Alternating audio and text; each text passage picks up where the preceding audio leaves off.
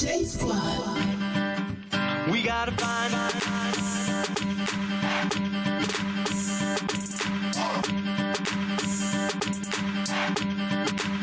what do we do? That's the first clue. Now what do we do? That's the first clue. We gotta find.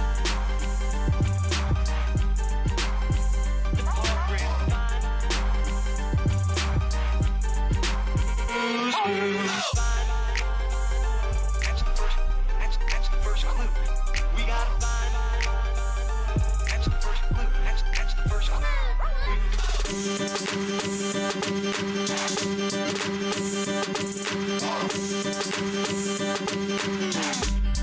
Now what do we do? That's the first clue. Now what do we do? That's the first clue.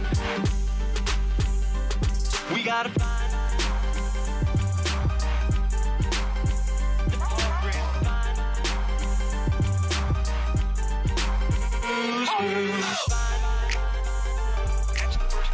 That's the first clue.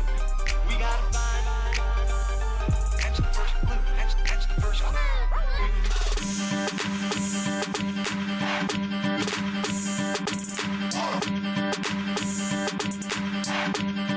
Now what do we do? That's the first clue. Now what do we do? That's the first clue. We gotta find.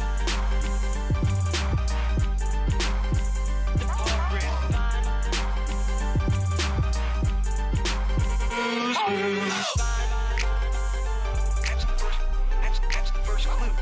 We gotta find. That's the first clue. That's the first clue.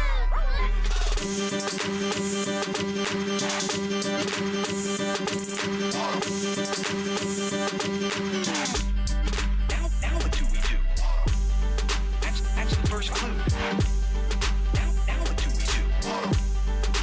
That's the first clue. We gotta find.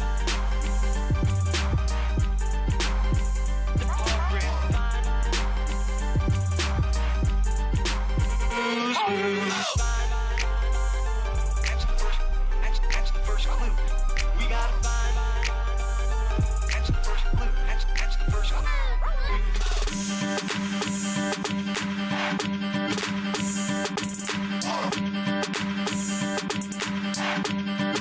Now what do we do? That's the first clue. Now what do we do? That's the first clue. We gotta find.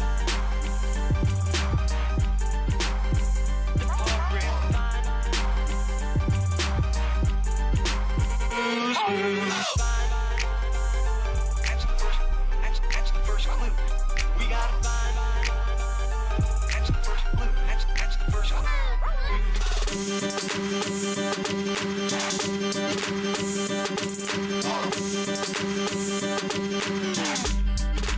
Now what do we do? That's the first clue. Now what do we do? That's the first clue. We gotta find.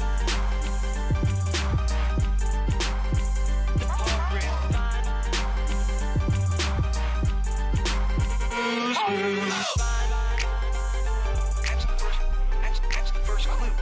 We gotta find. That's the first clue. That's the first clue.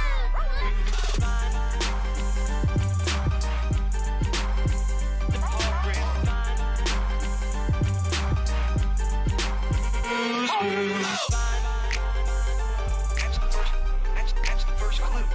We gotta find. That's the first clue. That's the first clue.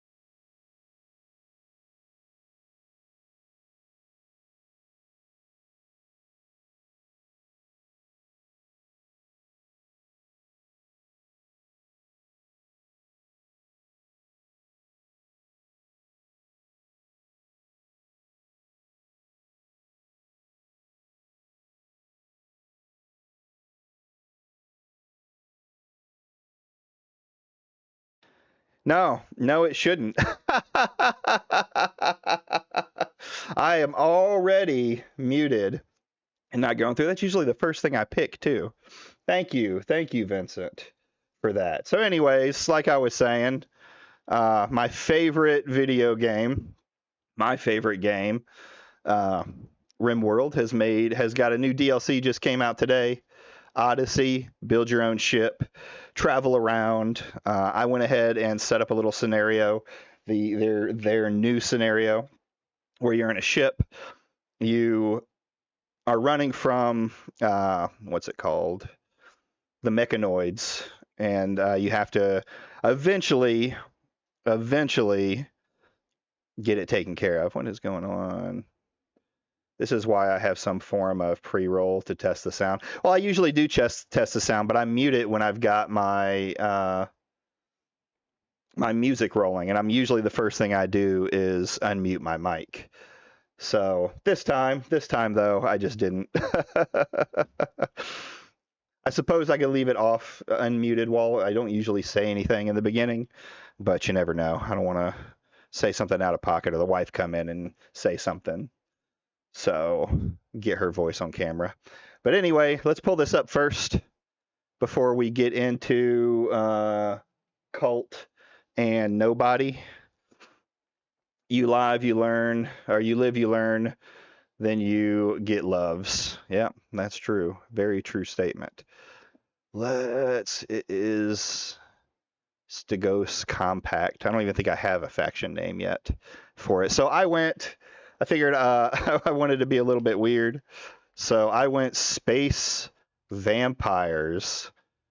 Kowloon here is my sanguiphage. Good at fighting, good at, social and intellectual things. Not really good at much else, though. She's greedy, as I think they should be.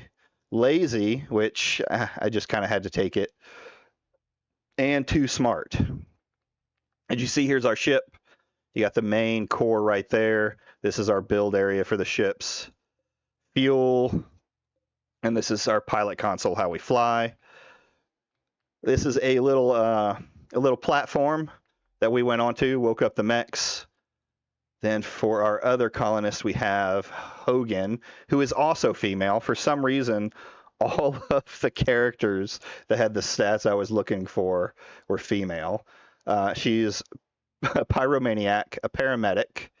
She's okay at plants, artistic, and medical, and then not really much good at anything else, and she's not much of a firefighter. Sounds woke, I know. It was like a higher percentage of good characters were female, so I think Luden Studios might be going woke and making it a higher percent chance for female characters.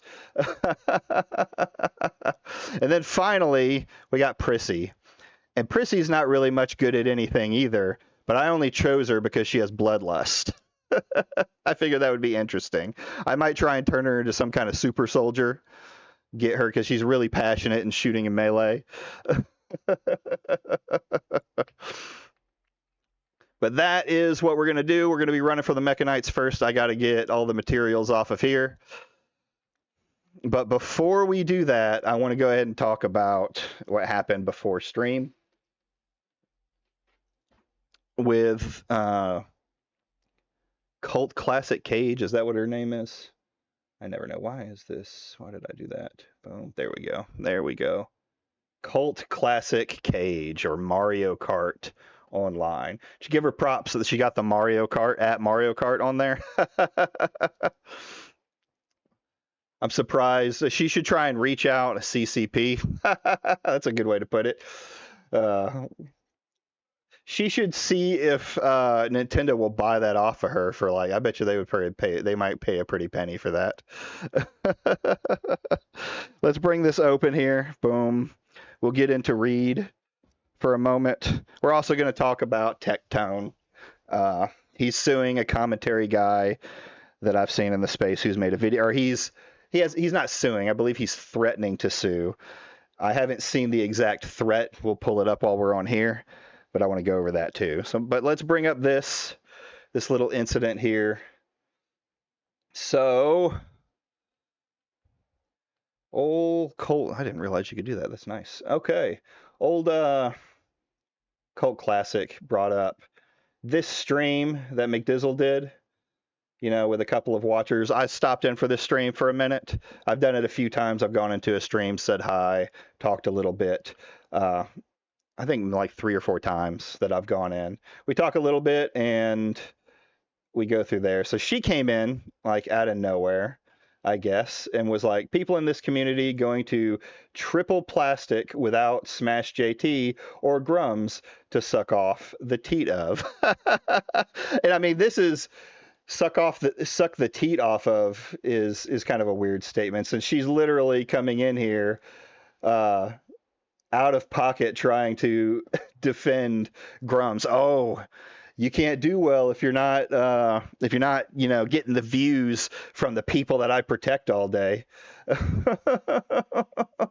Just a weird thing to come in and say. I guess she has beef with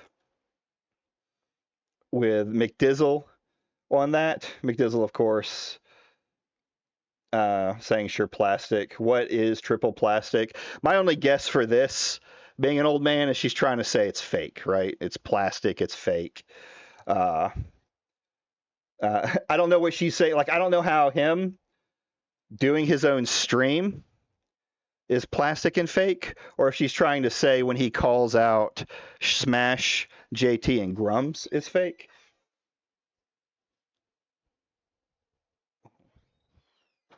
So, I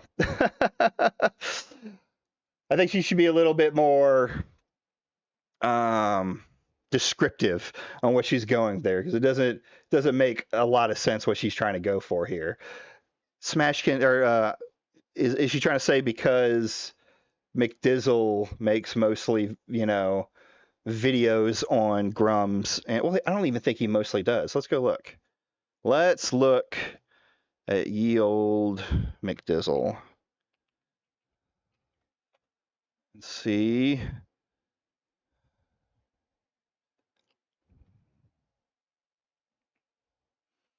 Boom, boom, boom. Videos. We'll bring him up here. We'll bring him up. And I mean, he hasn't even. The last time he talked about Grums, at least here. I know he's talked about him on stream. We're going to look at that too in here in just a second. But this, his Grums video, the last video he made was Grums. And then this clip. Oh, God. Hard, we shared. Okay. But so there he hasn't done it. Let's look at his live. This video, yeah, he's talking about him 6 days ago. Got 100 or 517 views. This one's a members only. Grums being delusional, YouTubers being delusional, and more. This one is just Red Dead Redemption. Is it woke? Him playing the altars. I don't think I'm a member, so I probably can't see the views and stuff on it. I guess it doesn't show you any of that stuff if you're not a member. Boom, boom, boom.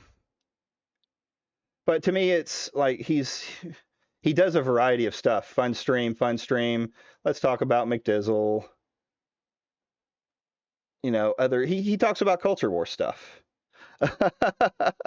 You could say, he does talk. He will dive in there on a Grums tweet and stuff like that. So yeah, he's #1 Grums hater, and of course, everyone comes at him now for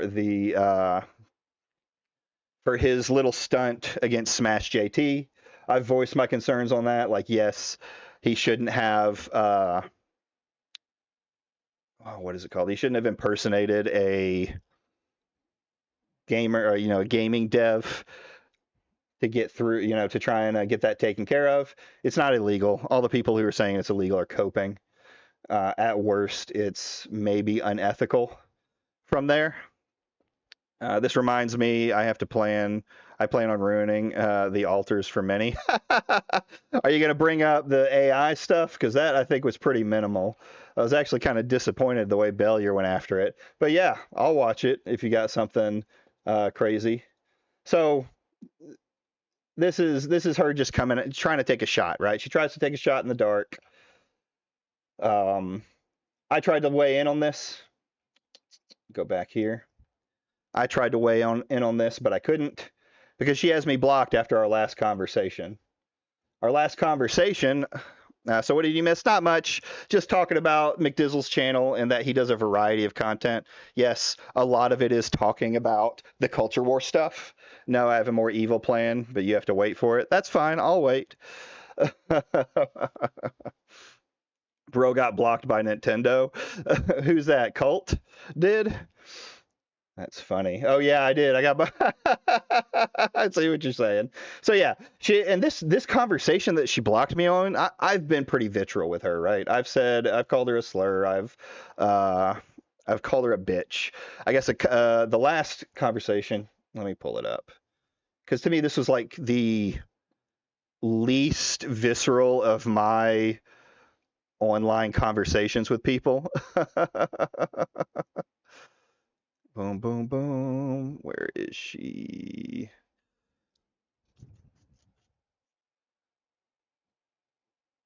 We'll go here. I tweet too much. Man, was it that long ago? Or have I just tweeted that much garbage? Nebulous insider sources. Maybe I think it was before I started talking about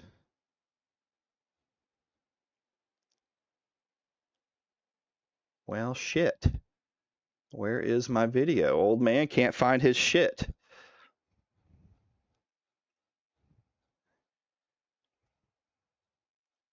Stop killing games.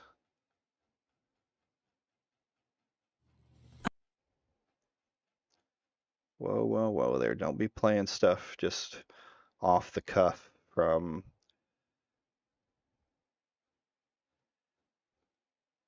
there. Where are you, Colt? Boom, boom, boom. Oh, no, Frit. I'm getting there. I'm getting there.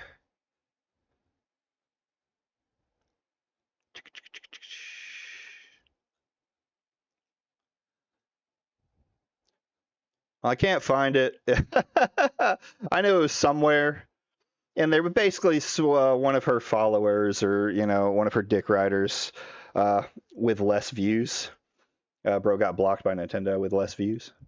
What are you saying less views for? Maybe I'm confusing. Either way, so one of her followers was like, didn't you call her a bitch? And I was like, yeah, probably. Problem? I've called her worse things, going back and forth with her. Then she stepped into it, said some retarded comment. I made a response to it. She said in the response, or she said after that, oh, I must got you mad. See you later. I made a little comment. Yeah, views don't matter. I don't give a fuck about views. If I get to, like, if any of you are still around, and if I ever get up there and I start fucking gloating about views, call me the fuck out on it. Because it's so lame. Like, there's these people that think because I have more views, and we're going to see that in a minute, about the person I really have a problem with on there. But yeah, so I made this post, right? Because she blocked me. I was like, I was going to make a comment, but she blocked me. Which seems to be the MO with these guys. I don't understand. Like, I thought these guys are going to be tougher, but instead it just seems like they're the ones that dip out the earliest. Here we go. So nobody posted this, like, And the first thing I'm going to do is we're going to talk about the end of it, because the end is what pisses me off. I first looked at I kind of read through kind of the first paragraphs, kind of skimmed through all of this, didn't read it fully, and then I made a statement about, you know, he was mad that I had called him a piece of shit on my live stream after having him on. It was after I think it was a couple weeks, because it was after my coverage of the Alyssa Mercante case, where we watched, if anyone was there, we watched his video. He had sent it to me saying that it proved all of her shit wrong with him and that he wasn't doing it for money and stuff like that, where he cried on stream. He sympathy baited with everything in his life, and then just said how Smash was such a good guy, right? So Smash can do no wrong because Smash helped him out of being homeless. And yeah, I got a little heated. I got a little visceral. I probably called him a piece of shit. I don't know exactly everything that I said. So, but yeah, so I apologized. I said, hey man, I can be, I'll unpack. This is what I said first after skimming it. I'll unpack it on stream and talk about it, which was just going to be my thing for it. I've kind of changed and elaborated on it more. So funny when they tag literally everyone to summon his brigade of special needs Avengers. Yeah, it's I've tagged people. Usually, like if I make a Grumps tweet because he's blocked me, I'll tag him. Or if I'm going to say something about Smash JT, I'll tag just him one time in the thing. But this thing, he tags everybody like over and over and over again. And it's like, just do it here at the top, I guess. I don't know why we brought Smash's tag into it, because Smash isn't going to say anything on this. When it comes to me, anyway, Smash won't say a word. At least not after the article incident. So anyway, I apologized for calling him a piece of shit, right? I say things out of cuff. I still stand by all my statements, though. Just like I said there, I think he was sympathy baiting. I think he was being manipulative, and none of it disproved Alyssa's case, his use in Alyssa's case. They like to say, what usually happens is they like to say, I didn't get paid by Smash. That's what a lot of them will say. I don't get paid by Smash. And that's not how this works, right? I'm going to use a new Antiwoker who's come onto the scene as an example, because this is what happened with Nobody. This is what's happening with this new Antiwoker, and it's where they get injected with viewers because they suck up to the right person or because they clout chase to the right person. So there's that. Let's go to the end of this article first, because this is what pissed me off. You can call me a bad faith actor if you want. You don't know what bad faith means. Bad faith doesn't mean I talk mean about you, right? If I had brought him on my live stream, and said, "Hey, we're going to talk about the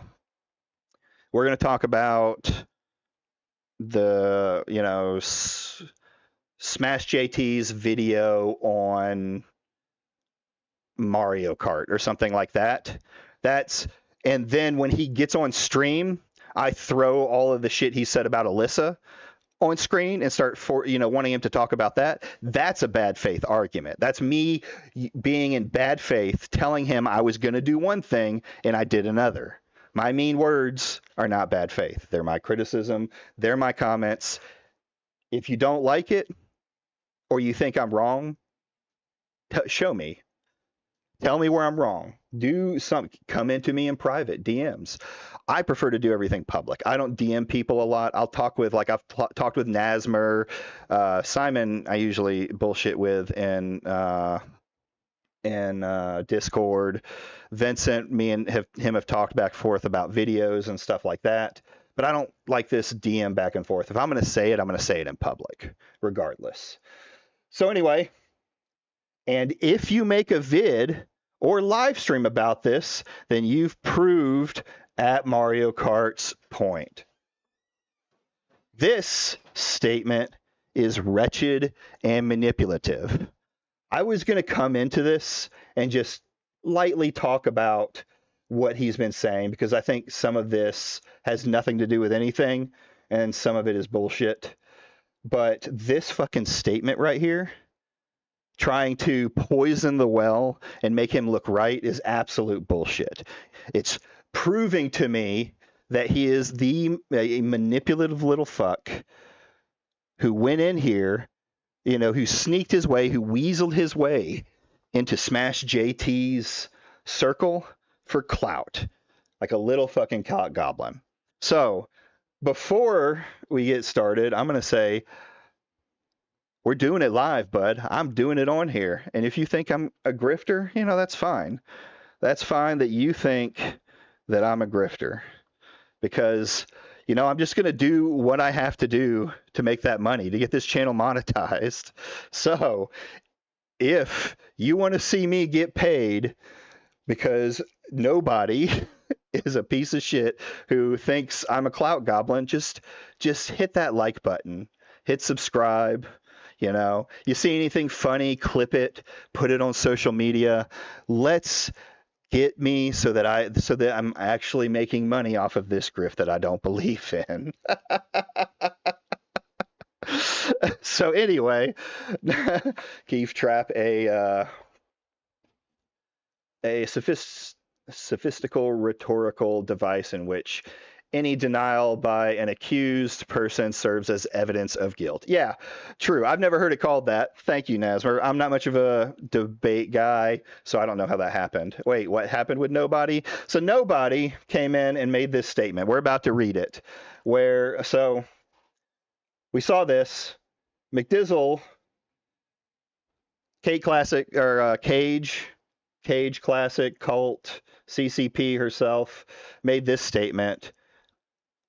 McDizzle shot back, said he doesn't know what plastic means. I just think she's trying to say that it's fake, but it sounds very Zoomer, I guess. My last video showing something I love, nothing to do with Grums and Smash JT, and has almost 5K views. And you're okay. All right, so, McDizzle. I appreciate. I get it. He came at you, so you're posturing at him. I don't give a shit about views. I will never get a shit about views. I will never give a shit. Well, I give a shit about views in the purpose of, is my channel growing and doing well, right? So that's the only thing I should think about. I'm not going to posture views. I'm not going to posture subscribers against somebody. Why are you hating on a guy for just enjoying video games and calling out crowdfunding scandals and BS? You probably wouldn't be saying the same. You need to finish your games, Grums, if it wasn't for me. Now, this is a thing I see a lot. The anti-wokers like to do. Well, I call out Grums. I was like, yeah, you call him out, and then you'll get right into a live stream and defend him in the same note on everything. Like it's such a light criticism. Like either say nothing, say I'm not going to say anything because he's my friend or whatever, or if you're going to say something, you need to be honest, because just saying he needs to finish his game is not being honest. 104, I guess this is Colt's last video, and then this is his last video. The song was, I only watched the beginning of it, but it was kind of funny. And then this coming in here. So what happened with Nobody, who, while I was very visceral in that video, watching that video of his, for the most part, he hasn't really been doing much. Like he makes a couple of videos here and there. It's kind of along the same lines as everyone else who does the stuff. He's jumping into the Hassan bad group and trying to be kind of a drama farmer. I can respect wanting to be a commentary YouTuber and dipping into some of that stuff. I'm dipping into Tectone and Smash JT, and I enjoy it vehemently. So where did it go? So I made this comment again about her being butthurt, and then Nobody decided to weigh in. I guess he's been feeling salty for a while about my comment. And he used it as a reason to, he used McDizzle as a reason to talk about me. Well, he's most of this thing seems to be about McDizzle, but he definitely wanted to voice it to me, right? So was Mario Kart a little out of pocket there? Yes, but I don't think she was out of pocket. I just think this has no weight. This is nothing. It's a huge nothing burger of you trying to get some kind of gotcha, right? She's not the I don't talk about her that much, but she doesn't have a lot of takes, right? Like a lot of good takes. And most of her stuff is just playing games or her gay little gooner squad or whatever it is that she has on that channel. But anyway, so he says that. Wargaming Dad and McDizzle, I appreciate your convo on live stream, but she does have a point. McDizzle, I literally pointed out to you the flaw in your responding on your Smash JT and on Wargaming Dad's live stream. I don't remember that. Could you link me, nobody, a section on it, or could you bring it up and actually say how it's wrong for there? I'd have to go back and look, and I didn't have enough time to go through my live stream to see what he said here. So that I'm just going to say at the comment, if this was me and I was writing this, she has a point. You said this on the live stream. I corrected you, right? And Wargaming Dad, after me on your live stream, you literally went over the entire lawsuit. Yeah, I did, which is fine, but literally called me a piece of shit on your live stream when I was a good faith actor. I will say, you were a good faith actor on the stream. I have no problem with that. I don't think you have been I don't think you've been a bad faith actor, not in the word of what bad faith actually means. But I asked some questions afterwards with him on, hey, I'm reading through your section of it here.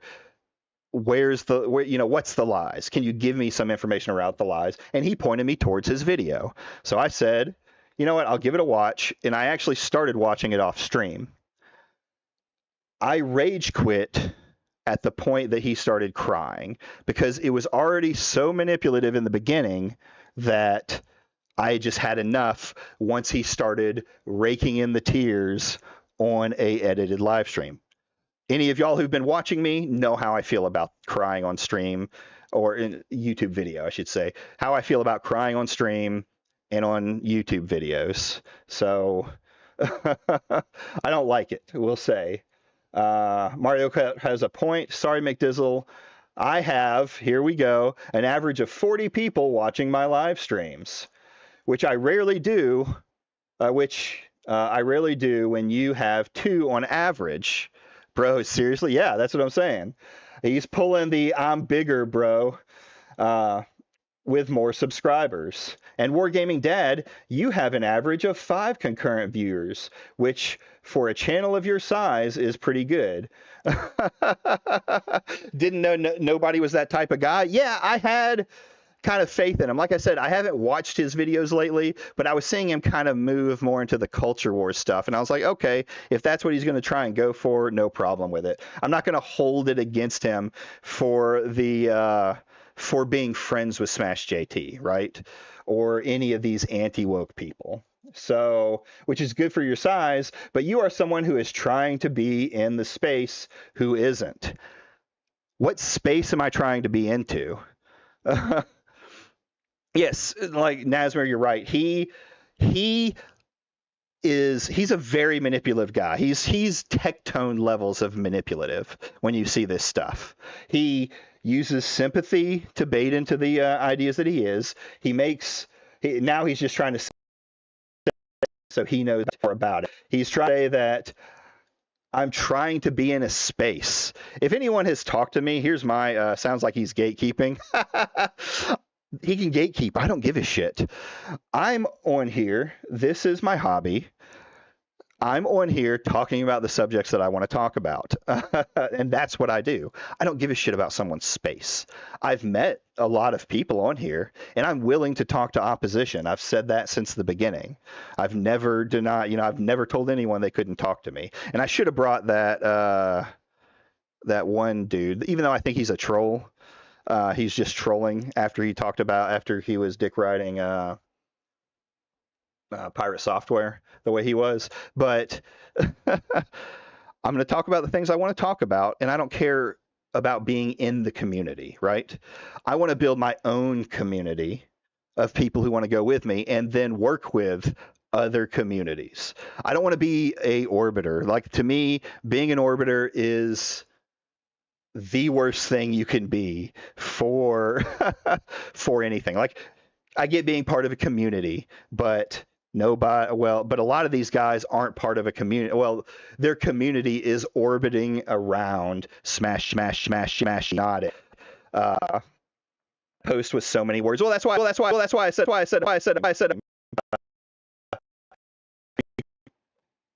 tried to stop me from speaking on stream is essentially what he did. He thought he would scare me by poisoning the fucking well on this situation. So here I am talking. If you're listening, nobody, if you ever watch this later and you have a problem, my door is always open. I'll even give you the the idea of not giving me clout by letting you come into VC on one of my Discords or me go into your Discord. I don't really give a shit.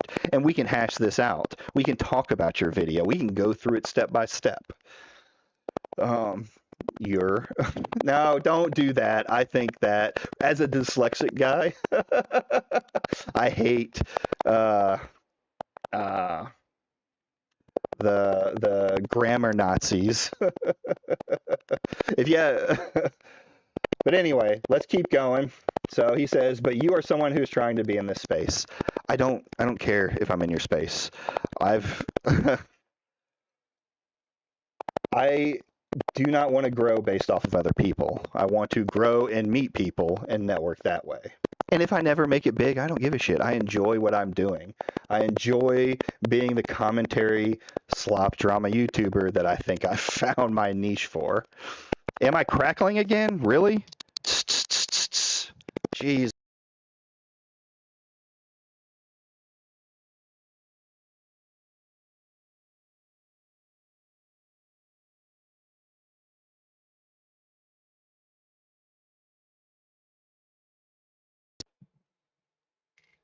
Check, check, check. Is it still crackling?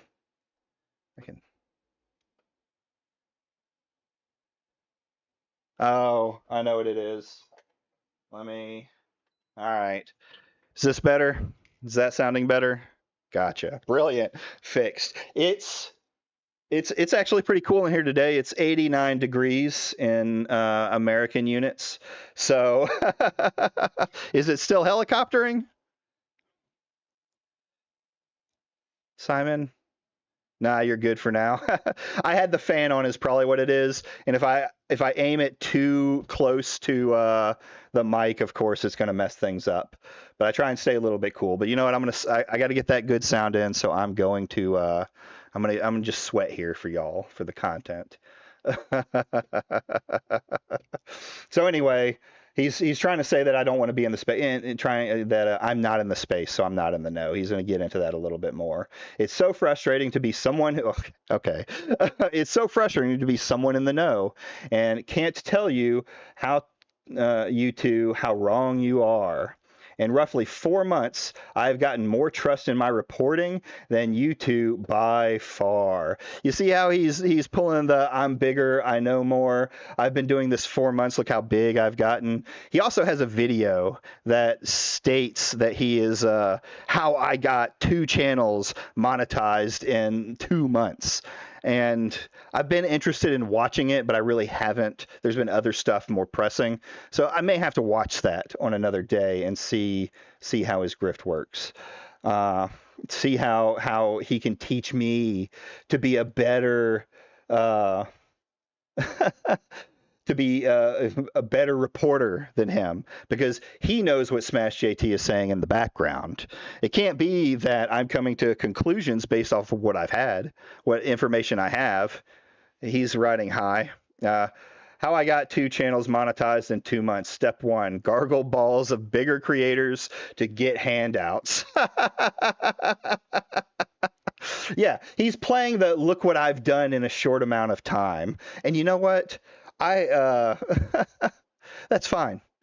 if he got that injection of views and that's going well for him, good. I hope his channel does well for him. I hope he stops doing the little anti-woke grift and all that other stuff, because I think that personally is dying out, and he finds his little commentary channel. To do that, he's going to have to be entertaining. Those first couple of thousand views are injected by Smash's community. The rest of it is going to be on you.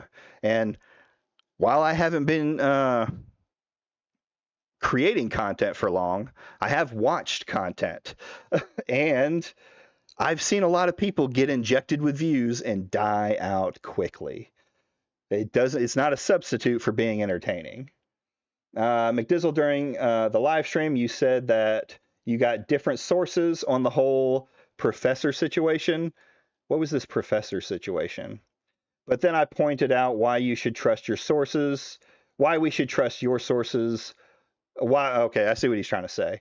Over Smash JT's, and instead of collaborating with Smash and comparing notes, you decided to impersonate a developer. Smash JT, Professor from Concord, gotcha. I didn't see his talking on that, so I wasn't really involved in that. Smash has never wanted to talk with McDizzle. He has at every turn said he's not going to talk to him, even before the impersonation, which is the things they love to bring up about McDizzle. It's the one thing that McDizzle had some fault in that they can point to, and allows them to just simply push by any actual criticism he has. So, by the way, is a crime unless you got permission. I hate to tell you, you armchair lawyer, you don't know if it is. In Canada, it is very vague on what it is. Smash doesn't want to talk with McDizzle like Pirate Software doesn't want to talk with Ross. Oh, 100%, 100%. The only guy that I give credit for that, for bringing McDizzle on, was Grift God. I can't think of his name right now. He brought him on. Now, I think the interview was very nothing burger. Like, both of them could have pressed each other a little bit more, but that's just my thinking on it. I'm sorry, but impersonation is not a crime, and I really doubt it's impersonation. Yeah, I read that they kept giving me different laws and stuff like that. None of it seemed to connect with it. Even the Canadian law that's super vague about it doesn't seem like it has any case law that would vibe. Atreus, that's right, Atreus.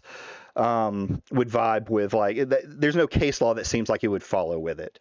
Now that's me doing a posting, me doing research in it, and I'll admit I'm not the best at doing deep analysis research. That's why I mostly talk about topics and things like that. And I may reach out to someone like Nasmer helped me out when with some of the Flash stuff. He went and watched the videos and talked about kind of what was going on. And that gave me kind of a thing whether I needed to cover it or not. I went ahead and covered it anyway, but I forgot to give him props for that. So thank you, Nasmer, for that. The part I don't get the most is this space comment. So new people can't comment about woke versus anti-woke. Why did he think it's okay to enter the space then? Makes no sense. Yeah, well, he thinks I'm trying to push into the space, like the anti-woker side of it, I guess. But really, I'm just criticizing him and talking shit.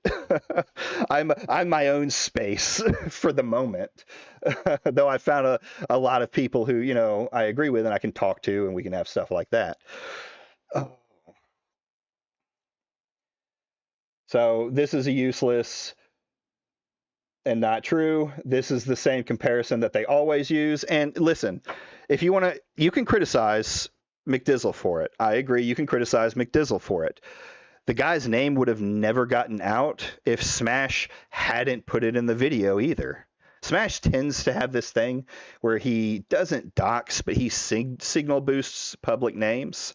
And it proved, the McDizzle thing, I will say what came out of it is it proved that Smash JT can't be trusted with that kind of reporting. Now, you should always be cautious, especially of YouTubers. of their sources, right? Because you don't know where those guys are coming from. You don't know where it's coming out of. So how do you know to trust it? Especially after this Smash JT thing, I started getting a lot more distrusting of insider sources than anything else. So, you know, they don't compare notes because Smash will not talk to anybody with a dissenting opinion. And if you want to call me a Smash dick rider, that's fine. Sure. Okay. Because I owe a lot of success to him. Yeah, that's the point that I'm going to try and make here. You've been injected with views that have boosted you up. That's actually Alyssa Mercante's lawyer's case, is that it's not that you got paid by Smash. It's that you saw monetary benefit when Smash boosted your videos. Parrot Days Desu, yeah. We all know who you want to talk about, Simon. And that's, you know, that's something that he didn't disprove. Parrot says that's something he didn't disprove in his video. I never trust verified sources or insider sources, claims from anybody, because it's BS 99% of the time. People say that. Yeah, I agree. One thing that I'll never do is take like an insider source and have that be my guy, you know, for things like that. Now, I've had people reach out to me, especially along the pirate software stuff, and say, hey, I was thinking on this, this, and this. And, you know, I'll take it and look at it, but I'm never going to use like an insider source. I'm going to go find what I can on my own and make my statement based off of the information that I have, or the information that other people have found and put as I put it together. So, but I don't SEO, I guess he's trying to say Spurg out. If you want insider info, live near software engineers. They they love talking about work. Yeah, I could see that. But I don't SEO the fuck out of him like you do. And Smash JT knows that if I think he is wrong about something, I would tell him like he would tell me. Well, right, but that's the problem, is y'all endlessly agree. My criticism is not that you may tell him that something is wrong. My criticism is that you don't look critically enough at what's going on, or you'll completely ignore bad behavior, right? Voice crack. I am going through my second puberty. In a couple of months, I will have my pirate software voice. So, let's see, Vincent Martin. Oh, you're talking to him. So it's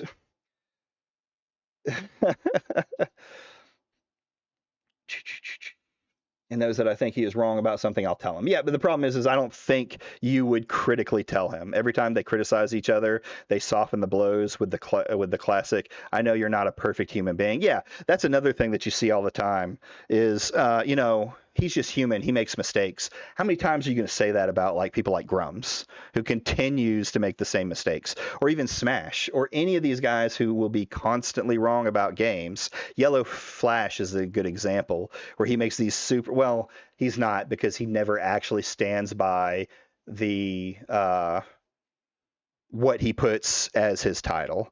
He puts it as his title, and then it's completely different opinion when you get into his video. He's the very definition of clickbait. But that's a little off topic. So Nerdrotic has also been called out for not actually having real insider sources at Marvel, DC, and Disney. Yeah, I don't believe any of their sources are real sources. They're probably all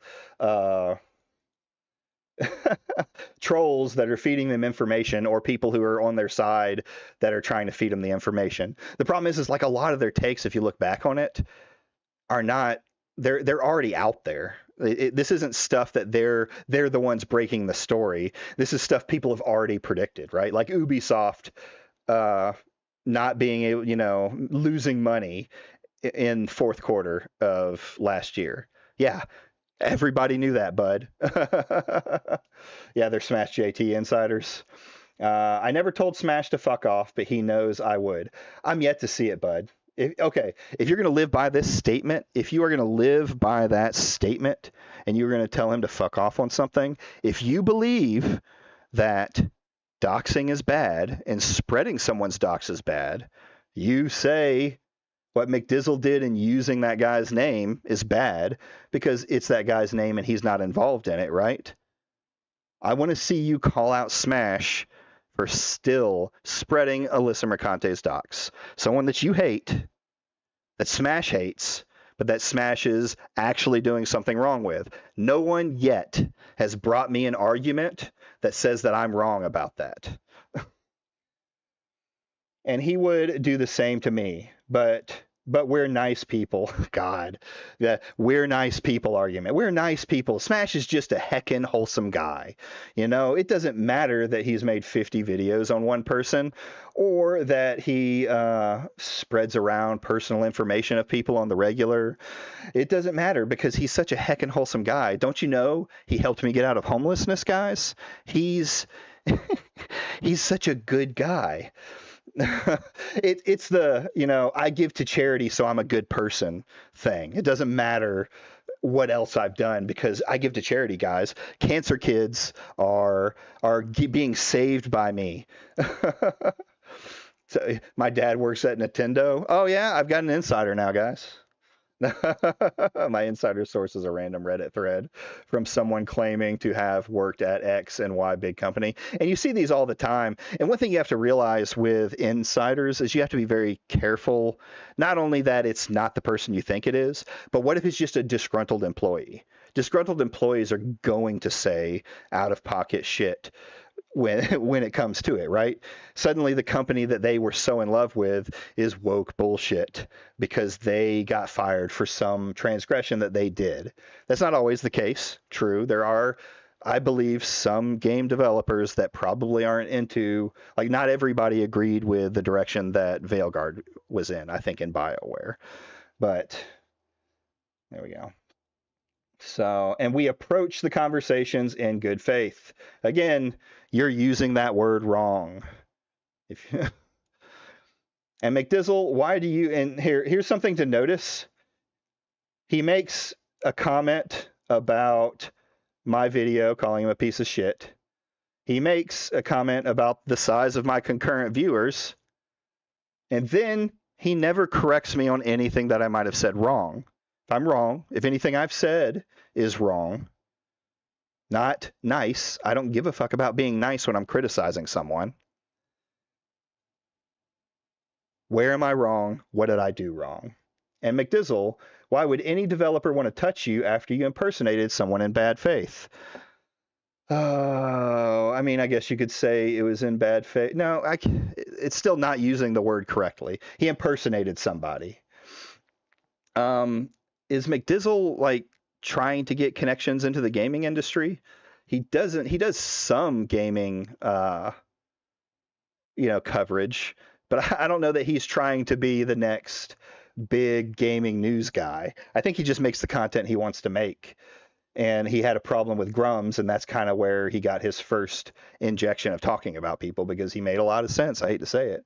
And his first video was bad. Oh, it was so bad. It was hard to watch, even though he had good points. And McDizzle, why would any developer, blah, blah, blah, blah, yeah, as revealed because you literally falsified and impersonated someone. Again, hasn't called out anything, but McDizzle's one bad point. And then I guess whatever this other thing is that I don't know about. Impersonated someone. I've determined that you two are just bad faith actors. Wow. I've said it over and over and over again that the anti-woke are just SJWs of another time.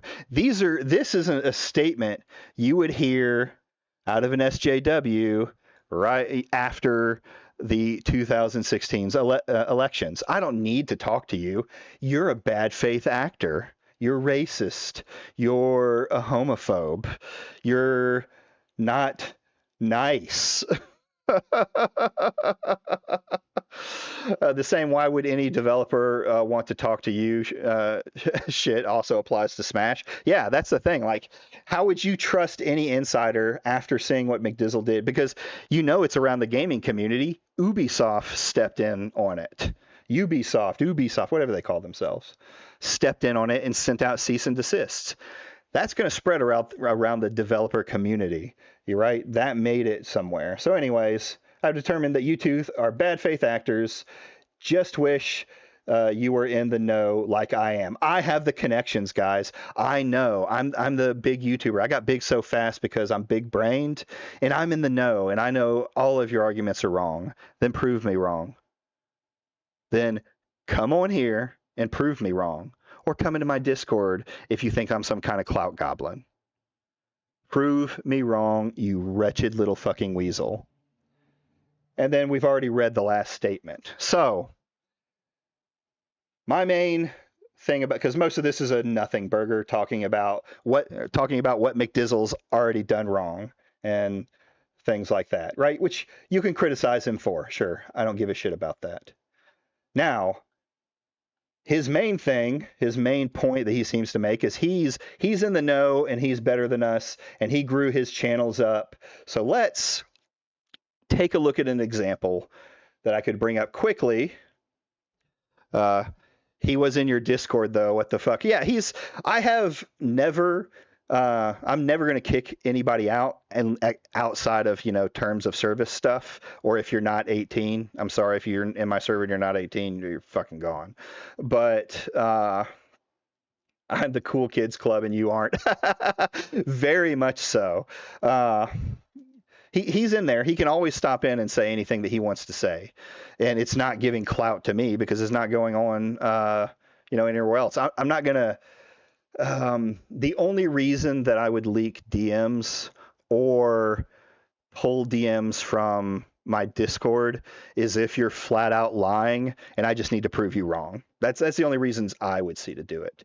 So so let's go over this guy being the bigger man and the bigger channel and how he's so skilled at growing bigger. We're going to do it by introducing ourselves to the new Antiwoke in town,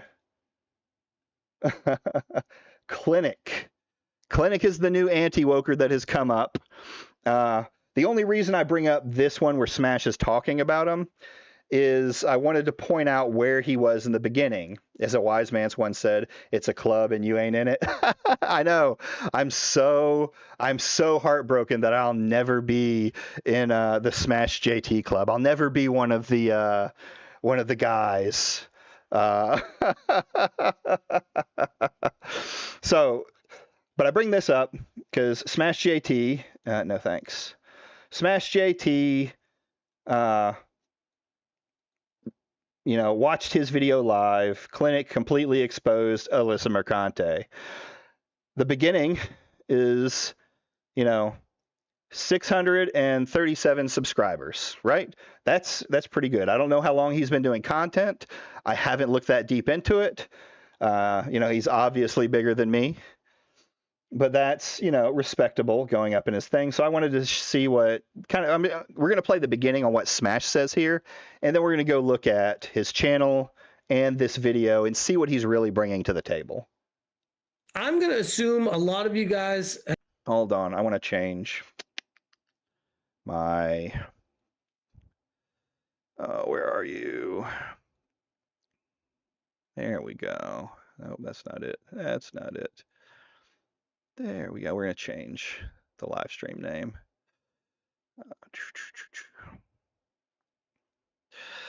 New Antiwoker on the scene. We'll say on deck because I can't spell.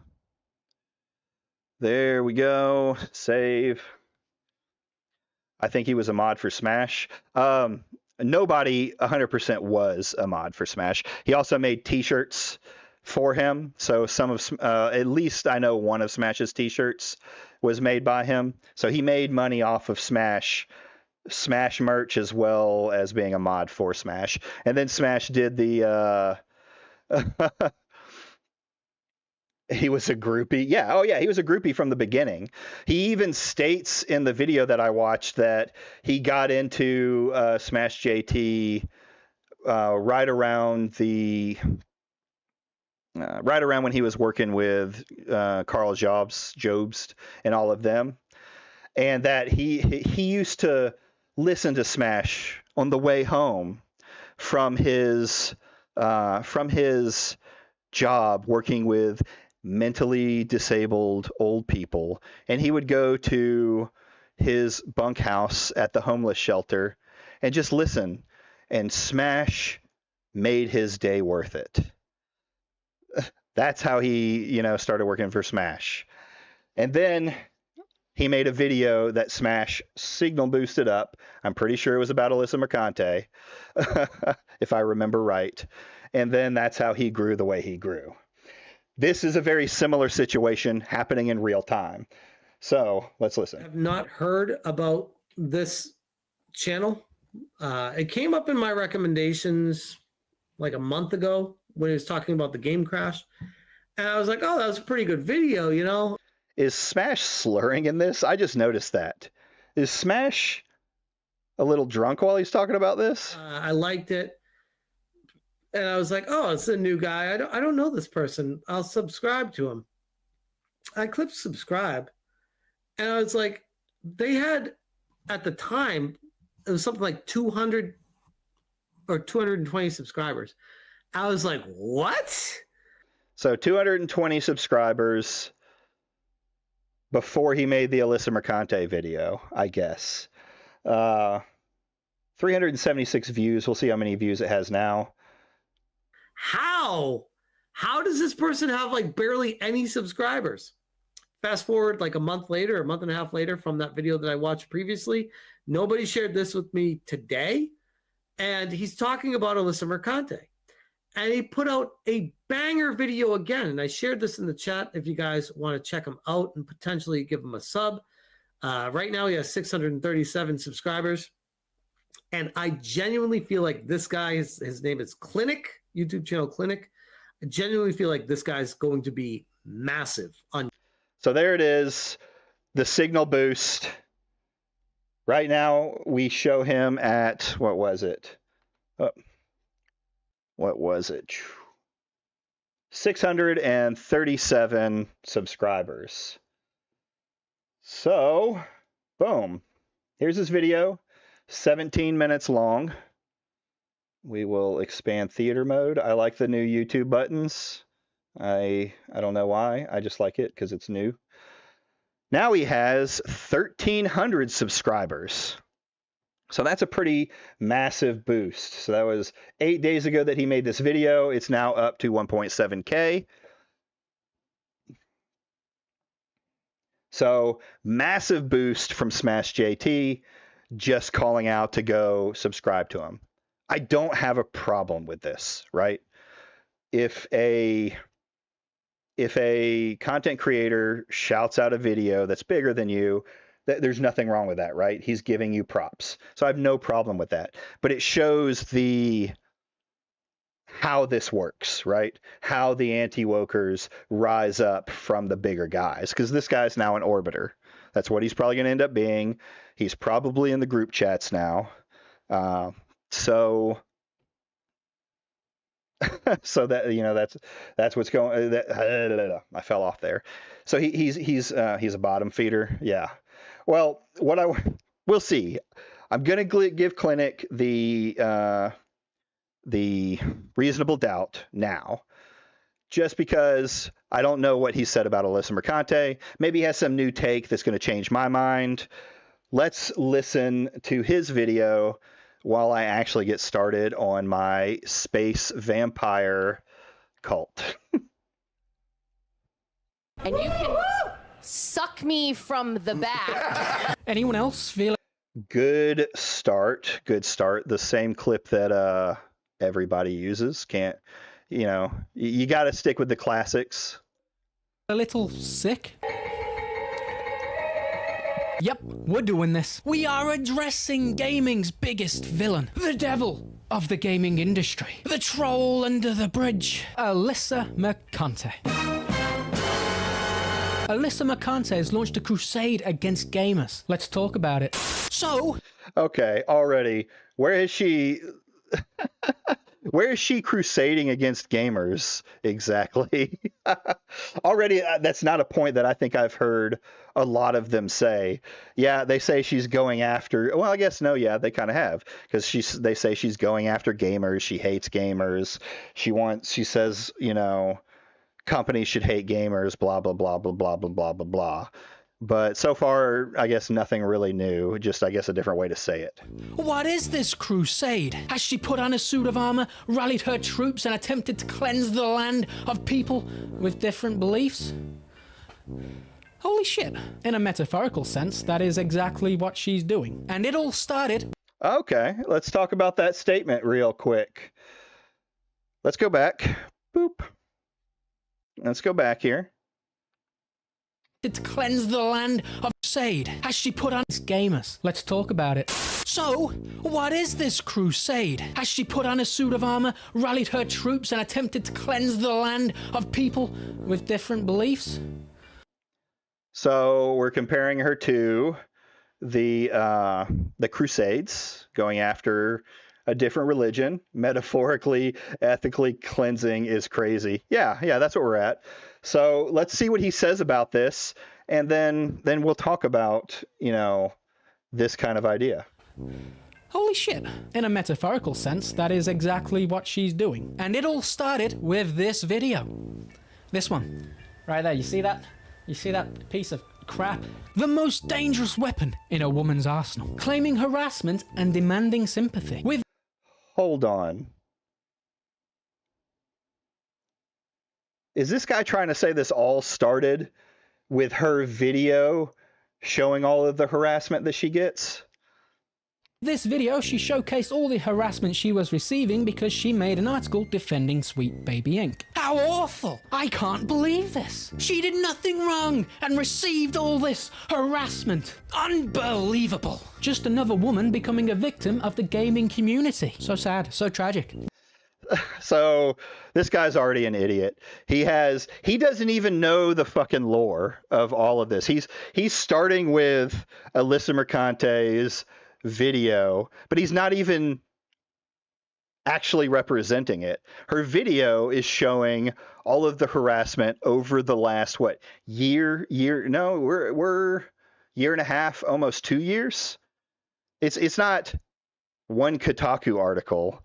It's something that's been going on forever. Now, I think there are problems with her videos. She does some chimp clipping, and other things like that. There's a lot of things to criticize, but this is a dumb argument. This isn't just about her Kotaku article. It's over her content as a whole, right? So you're already off the lore, bud. You need to get back to the books. You see, misogyny is rampant in the gaming industry. Is it though? Is it? Is it actually? Is it really? Female creators made popular by Asmongold. Oh God. I don't know background NPC, but thanks for pulling out one example. I'm sure he's going to pull up Kirsch as well. No, I don't think it is. And if you were to believe this video, you would think that she is innocent. That she did nothing wrong. Except try to cancel Melanie Mac, Grums, Asmongold, Here we go. And if you were to believe this video, you would think that she is innocent. That she did nothing wrong. Except try to... All right, let's see here. You could always just talk to me if you want to, but it looks like you'd rather find people. I think Melanie Mac is not an example you want to bring up. At least she is on point with her camera and mic. But it looks like you'd rather find people you don't like, who don't like me, and to help you formulate some hate and lies to fit a narrative you've inevitably made up in your head. Let's see here. What did she say? There's a story I've been simmering that I really want to pick back up again. If anyone has connections to a prominent female Twitch streamer / gamer personality who leans very hard into Christianity and homophobia, DM me. And hold on, is this a is this a calling out? Okay, there's a story that's been simmering. If anyone has any connections to a prominent female Twitch streamer / gaming personality who leans very hard into Christianity and homophobia, DM me or email me at link in bio. Hi, Melanie. I would love a chance to talk to you. My email is in my bio if you want to reach out. I planned sending you one your way next week as it's EOD for me. Thanks. Judging by your tweet and lack of tagging me in it, your intentions appear to be in bad faith. Is this a cancellation? But I sent an email. Happy to chat. Thanks. I replied. Alyssa Mercante, make it permanent. Twitch partner Melanie Mac has been banned. I've been asking Twitch execs about this at TwitchCon. So is this cancellation? No, she is all right. Alyssa Mercante is extremely, I would say, probably progressive, right?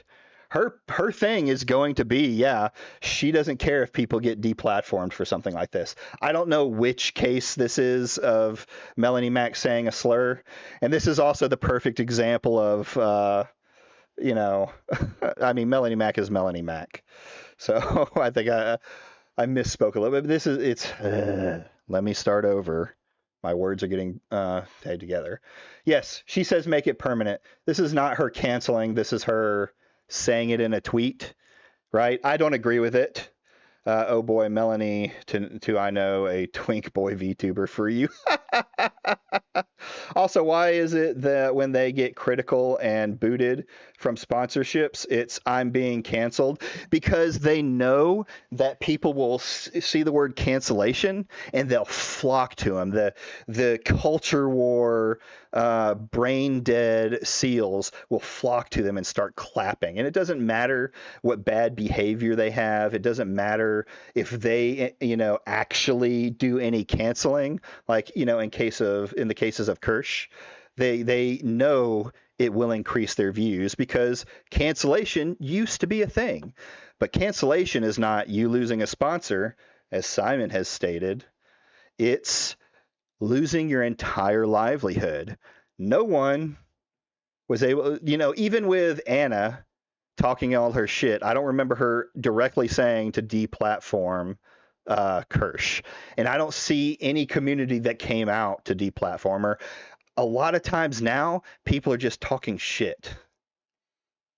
So this is not a cancellation. Let's move on. They also post these up here. Like, I don't mind this kind of stuff, but the way they move so fast past it is kind of telling. Like, they know their audience isn't going to read this. Cancel Melanie Mac. Grums. Okay.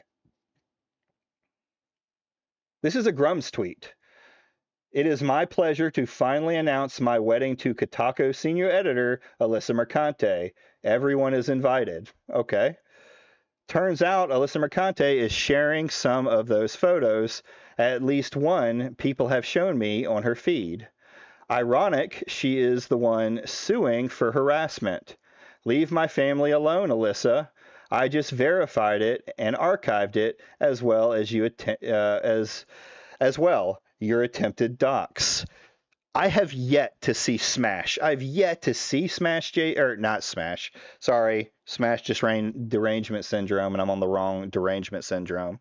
I've yet to see Grums show any proof of any of this shit. He always talks about being harassed. He always talks about being doxxed.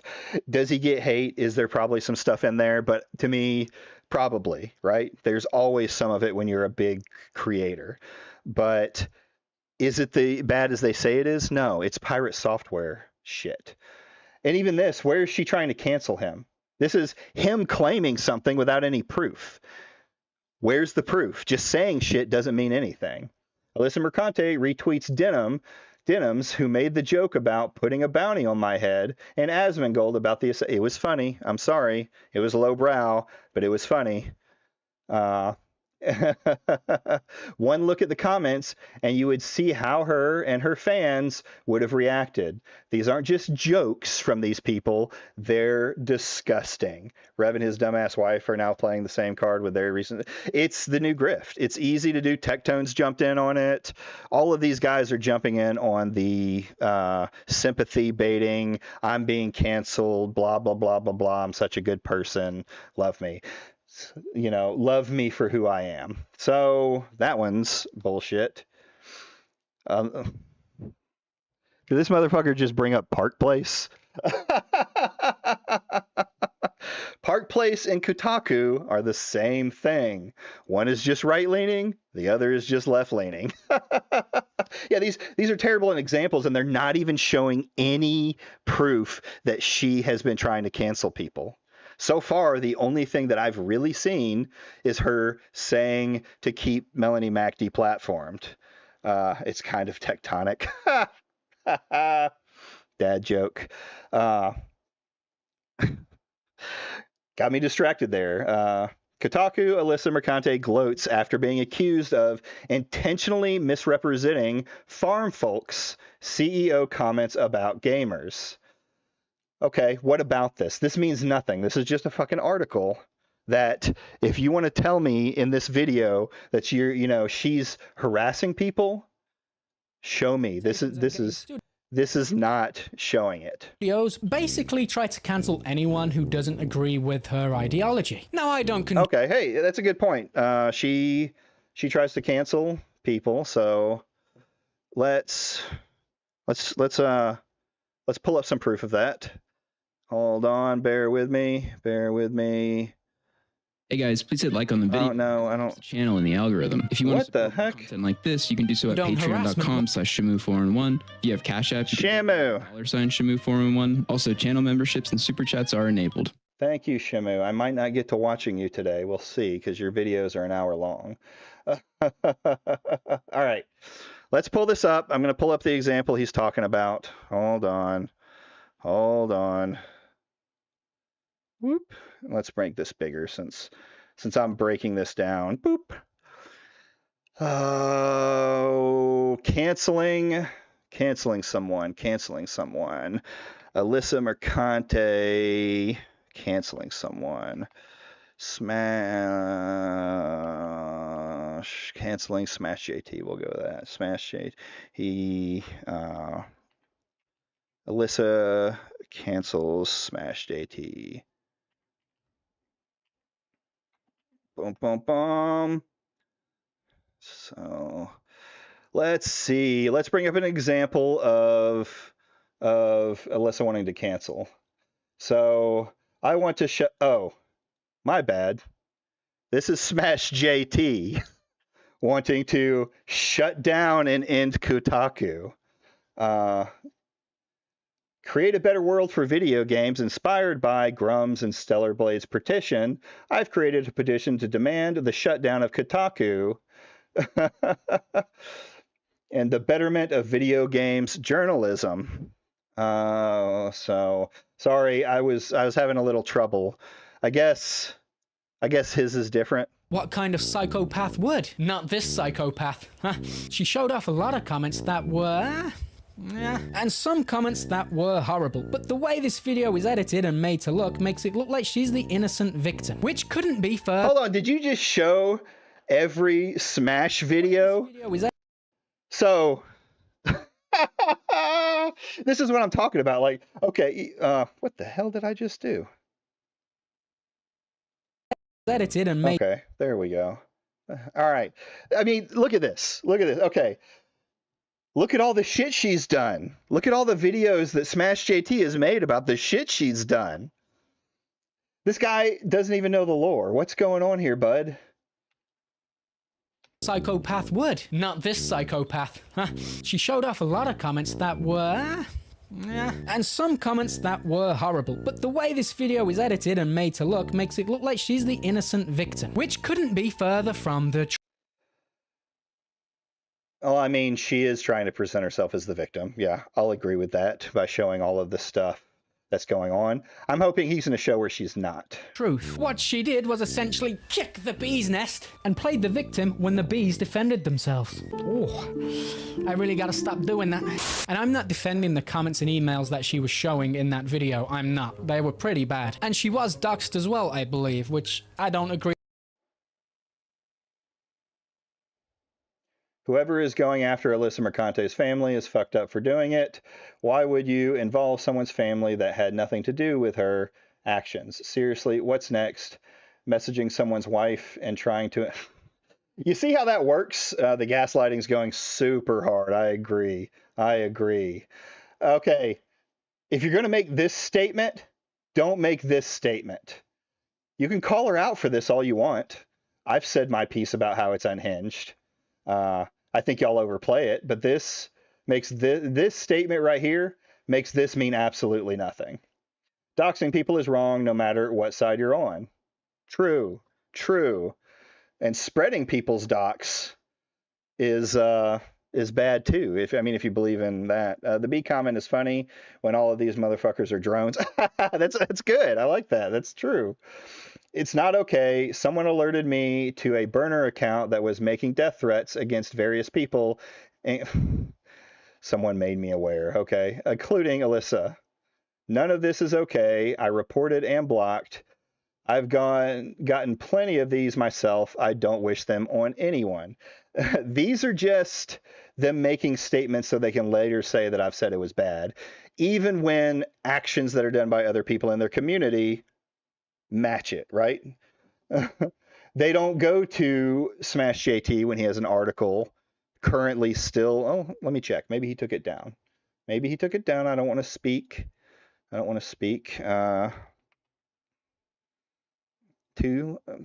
asked him to take it down. He might not be able to because of court reasons. He hasn't said that to me.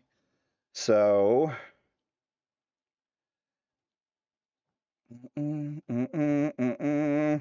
might come back a little later if my gaming buddy cancels on me. Yeah, no problem. We'll see you later if you do. Where is it? I gotta have all this stuff ready, but I don't predict things that well. So, yep, as of right now, the article that is linking to Alyssa Mercante's docs is still active. So, if it's so bad, why haven't you gone to Smash and say, hey man, you need to take this down? You're going to make a comment about what Alyssa did. Well, you need to have the same. You should have, if you're going to make that statement, you should have harder criticism at the people around you. So you have to say this stuff. But even then, Hypnotic is trying to subtly downplay and whataboutism there. Yeah, you're right. This is actually an example of a whataboutism, You're downplaying what the doxer did by saying, oh, she's done it too. And you know what? When she messaged the wife, that's not a doxing. It's unhinged. You shouldn't do it. But he didn't get, she, as far as I'm aware, and I've asked these anti-wokers over and over and over again to show me where she doxed the phone number. Yeah, as if DMing someone's wife, hey, your husband is being a shitter to me, is anywhere close to doxing family addresses. And that's the thing. And you read that, like, I've looked at some of the stuff that Alyssa Mercante has said, and I'm like, girl, you got that chibi reviews syndrome where you just have to talk about it, right? There is a little bit of truth sometimes to the kicking of the bee's nest, but it's not all the time. It's not always her doing something in her having to, how do we know the wife thing is real? I mean, I've seen the messages. I'm not going to assume they're fake messages. I'll assume they're real, but it's really like, he's not trying to break up with his wife. He just is saying, hey, your wife is doing these things. To me, it comes off as a woman who's tired of getting harassed, and she's reaching out to another family member because Smash won't engage, right? And she's very visceral. I went over that with the Eric video. One of my favorite thumbnails, by the way. Thank you, Eric, for the 6 subscribers I got. I really appreciate that. But it was such a nothing burger statement that she made. Nothing bad. Don't reach out to people's families. That's unhinged. Don't then post that you read. Well, she admitted to it, right? So yeah. How do we know the wife thing is real? She admitted to it. She flat out said that she messaged his wife, but she never showed anything else to deal with it. And let's keep going. With anyone, no matter how much of a dick they are. And the people that she hates said it was wrong. This is not saying it was wrong. This is a whataboutism. This is him making a comment about it. Sure, you can say he's saying it's wrong, but does Grums even engage with Alyssa that much? Maybe occasionally with it. He's not like Smash. So show me where Smash is saying this about her. Show me where Smash made this comment about the harassment and things like that. I would like to see that instead of Grums. Firstly, trying to claim that this harassment came from an innocent article she wrote about Sweet Baby Inc. Work that she's proud of. I don't think... Did she say that? That may have been. Well, when was the Sweet Baby Inc. one? So yeah, that may have been the first article that started getting her the hate. Really proud of. Is, again, trying to twist the narrative. That article, by the way, comes off as an attack against people who don't think like me. She gets mad at the Sweet... Oh,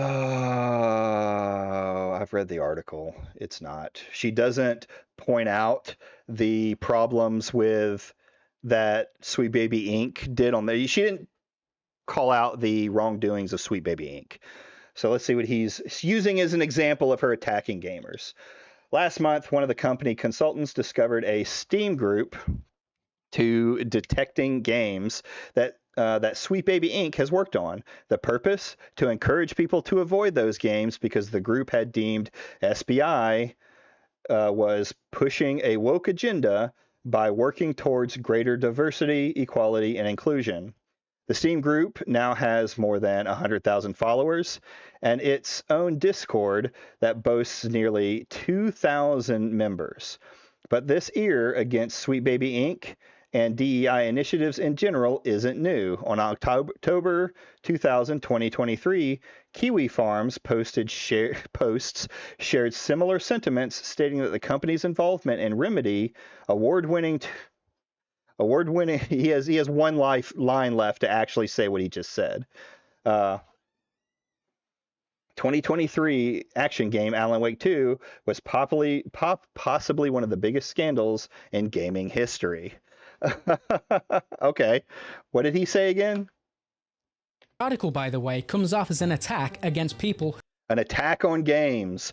Can anyone in chat point out the attack on games? Who don't think like me. She gets mad at the Sweet Baby Detector thing. Why? Why does that matter? If people want to ignore games made by the worst thing to come from the game... Okay, now you're telling me you can't criticize a group for their opinions? Like...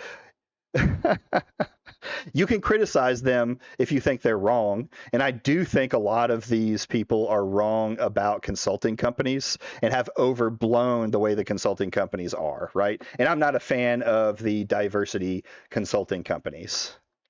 Gaming industry since Resident Evil 6. Who the fuck are you to say they can't do that? Sweet. She's a fucking American who can say whatever the fuck she wants. Baby Inc. doesn't do what you think it does. Proceeds to give no evidence against that other than the... Oh, Sweet Baby is, at its core, a narrative development company. That means anything from script writing to narrative design to narrative direction to story reviews. One of the things that we do offer is cultural consultations or authenticity consultations. These ones, I think, are a problem, but so far, she's said what they do. For us, that generally means that we might be asked to look at a story. If there's a character in it who is marginalized in a certain way, the studio wants us to connect with a consultant who can bring a little bit of authenticity. But the perspective is never that we're coming in and injecting diversity.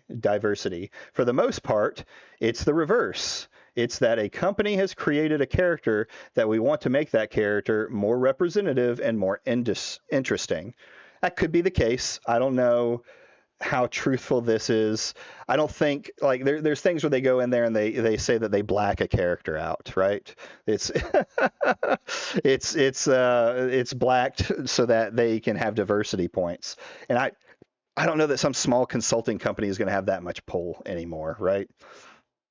But let's see what he said again about that. Sweet Baby Inc. doesn't do what you think it does. Proceeds to give no evidence against that. That's, well, not evidence. She's talking about what the company does. Do you have any proof to the contrary that they do other things? That this is not what they do? Other than the CEO said it's not what you think. Oh! So it must be true. Nintendo isn't a greedy company. They care about you dearly.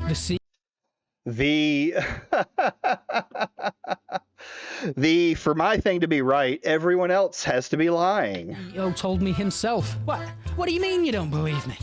How about look at the actual evidence, the games they've been involved with, and how those games turn out? Clearly a correlation between the two. Look at Spider-Man 1 to 2. Clearly a difference in those games. Games that Sweet Baby are involved with.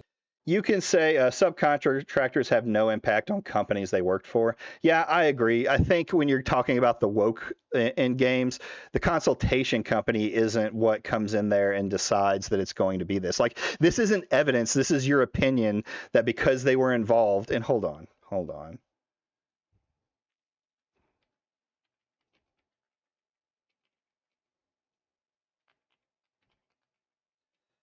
Because I have to look myself. Yep,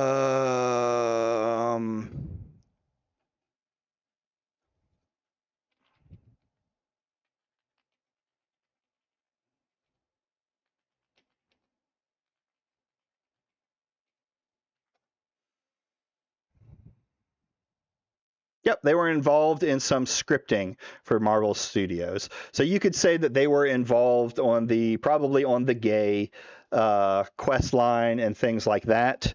I don't know that they're the cause of this, right? The company still has the ultimate decision to put all of this in.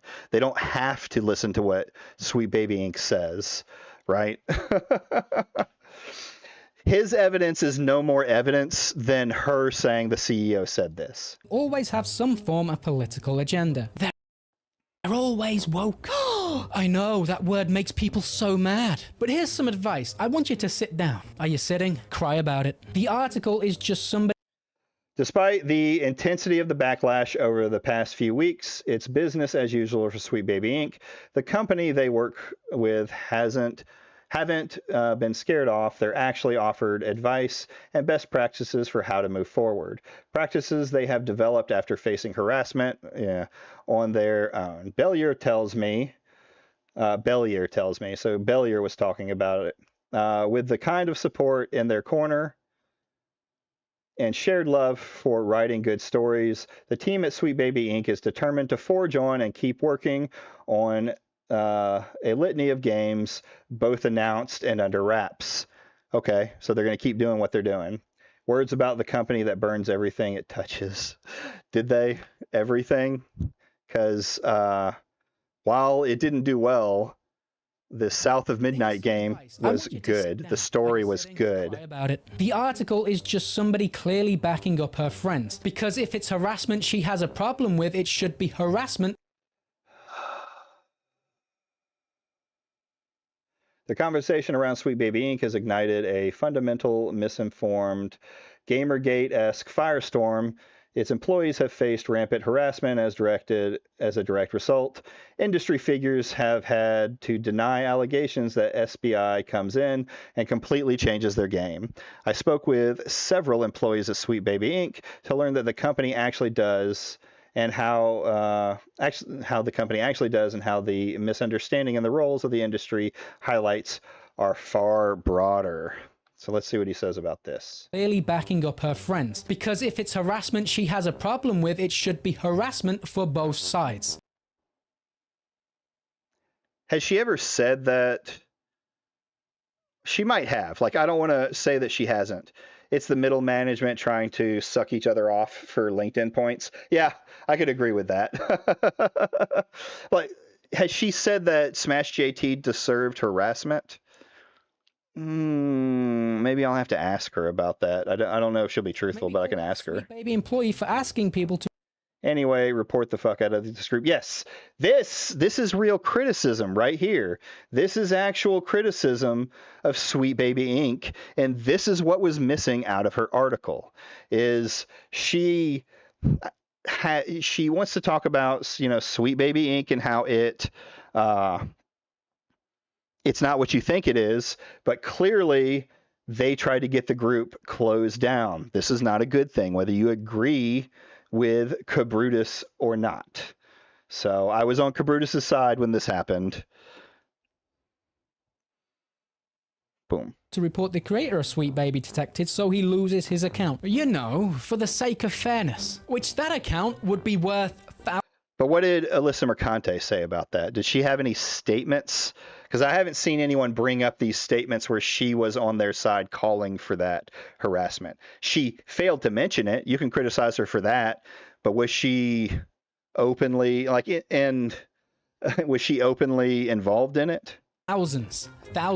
Or is harassment okay as long as it's the people you don't like being Well, that's a you should watch saying that statement, being an anti-woker yourself. targeted? The only thing this article managed to accomplish was make Sweet Baby Detected more popular, which is That is true. really funny. Ha ha. This isn't the only time she's done this. She loves to attack gamers. Stellar Blade is for perverts. Park Place again. She's done this. She loves to attack gamers. Conversely, she described Eve from Stellar Blade as a sex doll. She wrote conversely as I'm not going to try and pronounce that name. Writes for inverse, a character like Stellar Blade Eve, like Lara Croft before her, is hot, but she doesn't seem to be aware of it. She's sexy, but doesn't know it. She's athletic and acrobatic, but entirely controllable. She is a blank slate, a posable sex doll, her bountiful chest heaving during idle animations. She then contrasts this with Hades 2. In Hades 2, everyone is horny for each other, and thus it feels far less leery and creepy as for us as players to be horny for them too. These are sexual people, gods who are infamous for their rampant and often unchecked desires. Okay. She didn't... Stellar Blade is for perverts. No, you're twisting her words on there to say for perverts. She's saying in this moment... So already, I mean, he's got the grift going down where he can... I don't want to say grift. He's got the talking points down, right? We're not gonna say what she actually said. We're gonna say that they're perverts. No, what she's saying is that these characters, which Lara Croft, I don't know that I agree with. I haven't played Lara Croft in a long time, and I wasn't that big on Lara Croft games. But she's saying what Stellar Blade Eve is, which I don't know when this came out, is nothing more than her sexy looks, that there's no character to her. And there's been people who have talked about Eve in that sense, was like, she looks like hot Asian girl number 9. They all look the same in that thing, where Hades, the sexual nature is written into the story, whether you like that or not. This is not her just calling gamers perverts. I don't know how much stock I'd put into that Park Place. The slanty shanty gang all drink from the same pond. Yeah, I agree. It's like pulling up a Kotaku article and expecting it to not be left-leaning, right? She got kicked out of SBI, detected Discord, and after that, the rumor that she was in there to try and dox them was start and boosted by Hypnotic. That's the thing. If she's in there and she gets kicked out, she's in there to dox. It's constant narrative without showing any proof that it happens. Accusations, false accusations. And she also went There weren't accusations. She specifically talked about Eve as a character. after the people behind Farm Folk because they made a joke about jiggle physics. Okay. And she also went after All right, okay. You're showing Farm Folks thing. What did Alyssa say? the people behind Farm Folk because they made a joke about jiggle physics. Disgusting behavior. Disgusting. You notice how he hasn't pulled up what she said about the jiggle physics there? Very telling. Who would ever make a joke about jiggle physics? She then used the creator of the game as a tool to... Okay. Yeah, this might have a point. Oh, that was Black Girl Gamers who did that? Okay, I gotcha. She then... Okay, let's see here. God damn, that's small. We like to... Oh, this is Farm Folks, apology with it. Because immediately after they made their comment, all the Antiwokers, if I remember right, went after them for doing so. So they got harassment on both sides. It's why no one wants to be in the culture war. It's the newest talking head. Yeah, we're going over, I think I'm going to post this segment and I'm going to call it How an Anti-Woker is Born or something close to that. And I'll figure out some crazy thumbnail for it. But, it goes both ways. The reason nobody really wants to be in the culture war is no matter what you say about the culture war, you're going to be wrong unless you're on the extremes, right?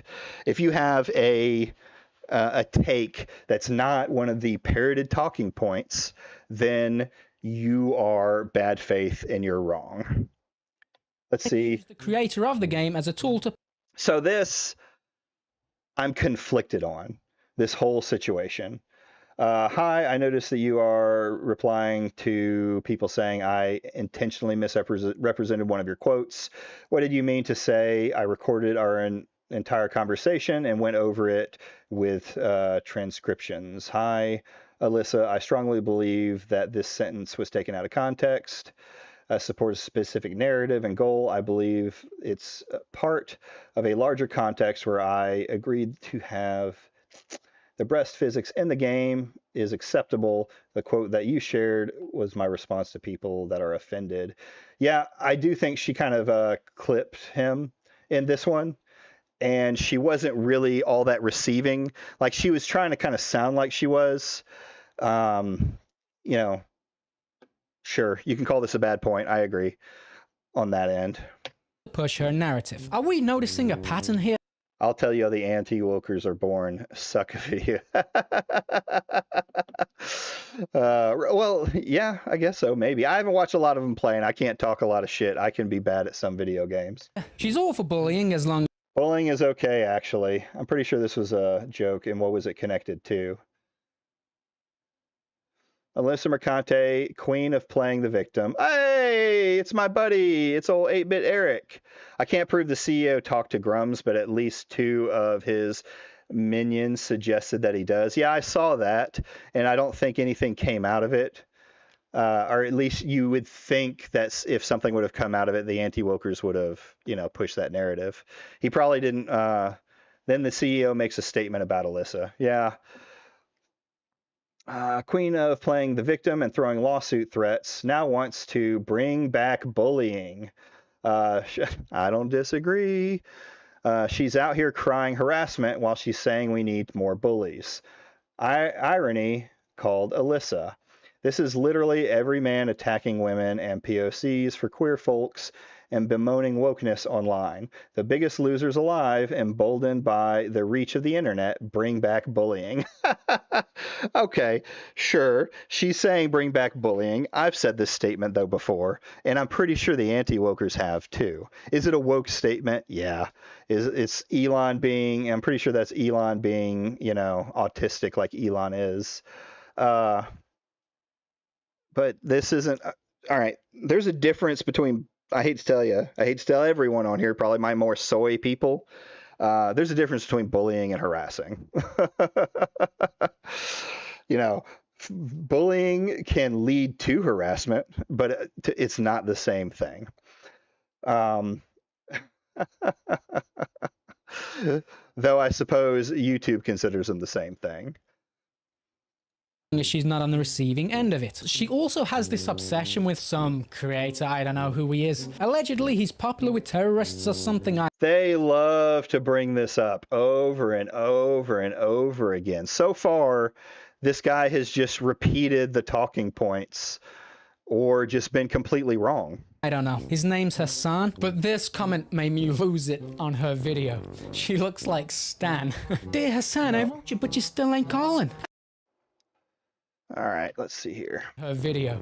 She looks laughing my ass off. Somebody called you trans, Slim Shady, and now I can't unsee it. Dear Hassan, I wrote you, but you still ain't called.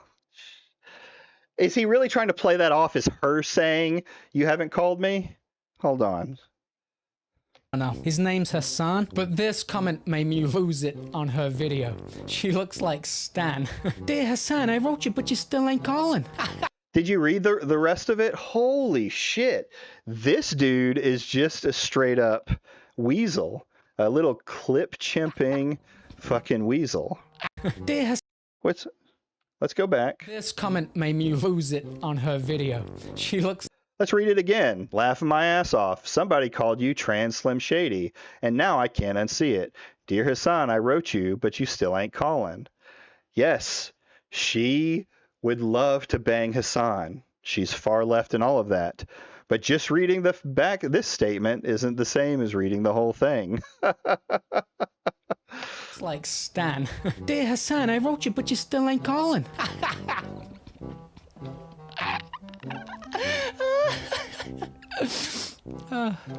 Oh, and guess what? If you didn't know, she has a lawsuit against Smash JT, which I believe she has requested for more. Really? All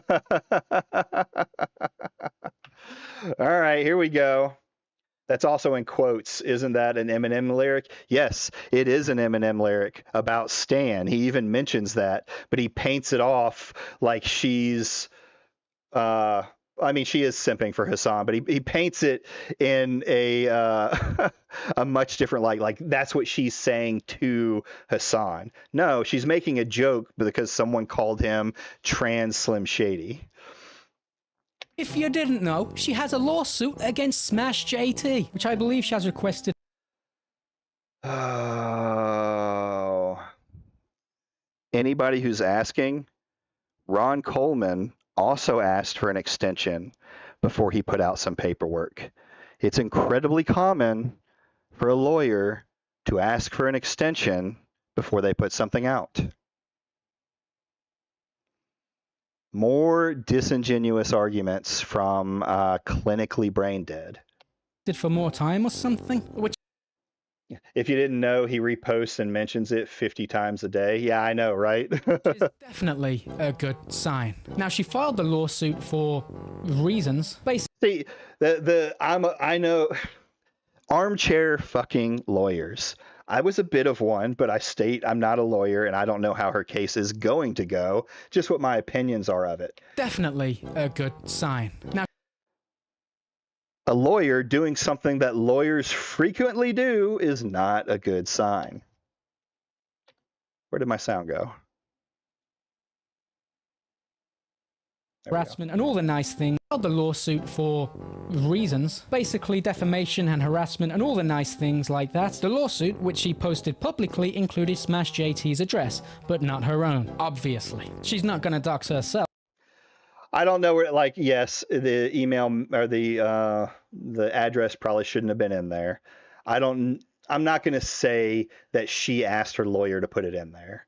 There were some things that I think her lawyer did that I saw another law tuber, which I hate all law tubers now, the more and more I listen to them, or the more and more I hear from them. This doesn't mean that Alyssa did it, right? Here's the funny thing, too. Now I'm receiving direct threat from a friend of Alyssa Mercante's, David Rivera, that he will now plan to see me at the con. Dude, these guys at the FBI more than I've ever fucking seen. This is in reference to my guest appearance at Southeast Games in exchange for the summer. You know, this is kind of another hypocrisy. The address thing and the suits are yes, I agree. There's nothing illegal about it. Most of the time, addresses are going to be put in the lawsuit. That's why I don't think this is something that Alyssa wanted her lawyer to put in. The lawyer just put it in there.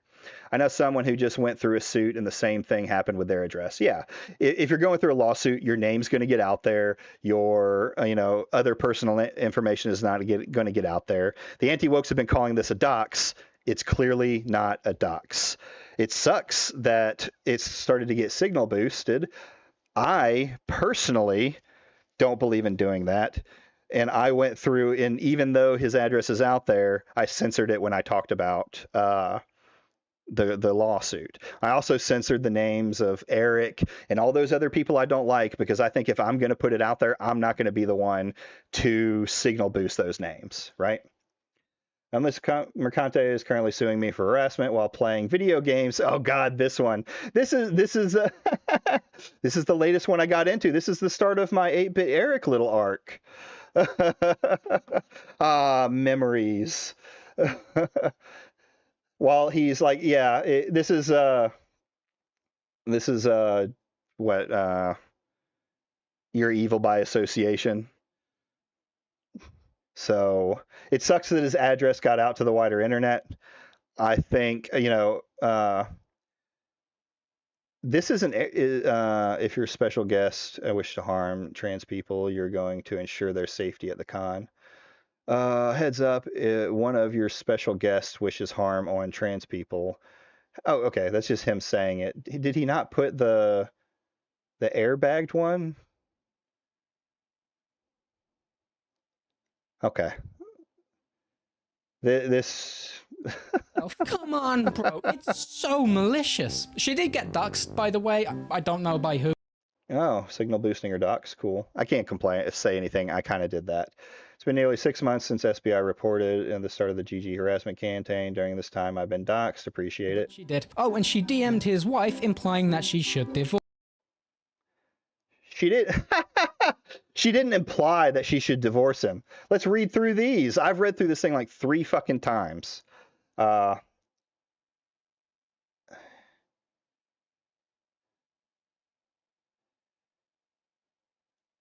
is this one?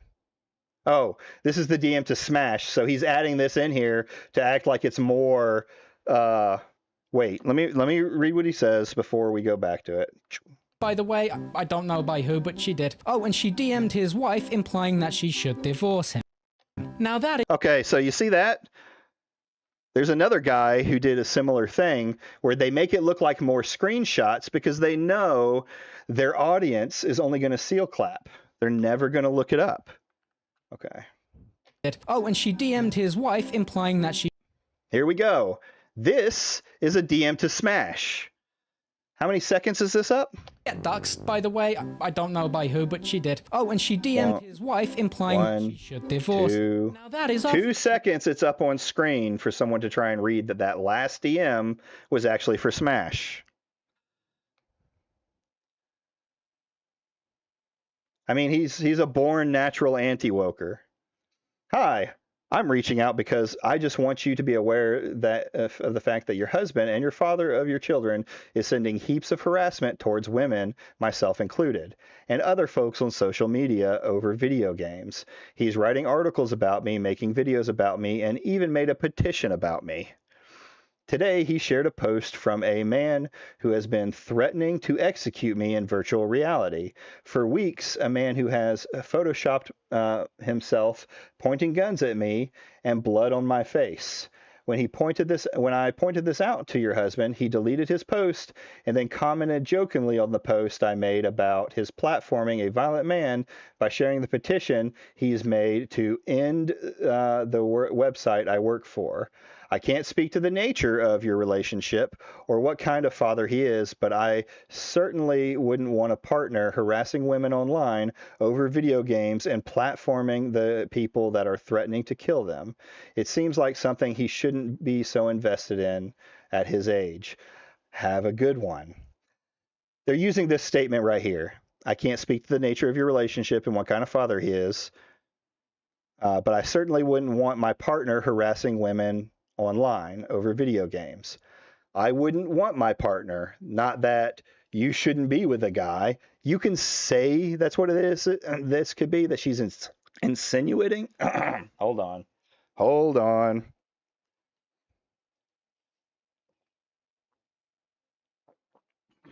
That she's insinuating what that, but it seems more like she's like, hey, your husband's doing this. Can you get him to stop? That's what I read from it. It's a reach to say that. Force him. Now that is obviously a mentally stable individual.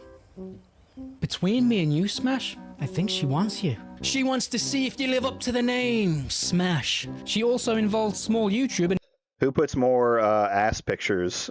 Who has ass pictures and skimpy pictures of Alyssa Mercante on his hard drive so that he can put them in thumbnails? You can say both things about that. nobody in this lawsuit. That is someone who up until recently was homeless. And in his small time on YouTube, Here we go. Signal boosting homeless. Let's go. he has managed to do better journalism than Alyssa could ever dream of. I doubt that. There's more to the law of Alyssa Mercante, more Twitter rants, our Okay. I don't need any of this to be on camera. We would just meet up if you preferred. That's a nothing. Totally interested in a live stream sanctioned match, but now she's devolved into threatening me with illegal street fights. That's totally deranged behavior. It reminds me of certain group of people out there. Antifa. Happy Punch will help set up your fight. This was, yeah, Alyssa Mercante. Have you seen me? I don't even need to work out. Blah, blah, blah, blah. Not giving you any money. Thanks. Why would you give me money? Yeah, this is a little soy from her backing out, right? You can say she backed out of the fight. Seek help, Girly Pop, and Kotaku. offering to fight people, then backing out. But what gave her the most infamy was her rant on the Giant Bomb livestream, which really got her on everyone's good side. You all suck, you're awful, I've never been wrong, you only hate me because I'm a woman. You're all virgin losers, gamers are toxic. Whoa, why are you mad? Only I'm allowed to say horrible things. That's how this works. Do I really have to say anything about that? Absolute psycho. Smart, hot. No, absolutely not. The Woe Is Me video is so disingenuous, as pointed out by Harmful Opinions, who noted that cuts had been made to make people look like they were... Okay. I've watched the Harmful Opinions video. I like Harmful, all right? I'll straight up say right now, I like Harmful. I've watched him before. His video on Alyssa Mercante is bad. He points out good points where she's clipped the video, but he never talks about the meat of what's going on. He never talks about how the harassment could be wrong or right. He never actually engages with her arguments. He only talks about where she clipped chimps and then basically ends up throwing all of it out the window because, you know, she's dishonest. Yeah, you don't want to hear about any of them talking about multiple clips and cuts. True. were saying things they actually weren't. It's just out of context clips to support her narrative. How can you be surprised that creators call you out on your bullshit or criticize your article when it's just an attack on gamers or trying to push your file?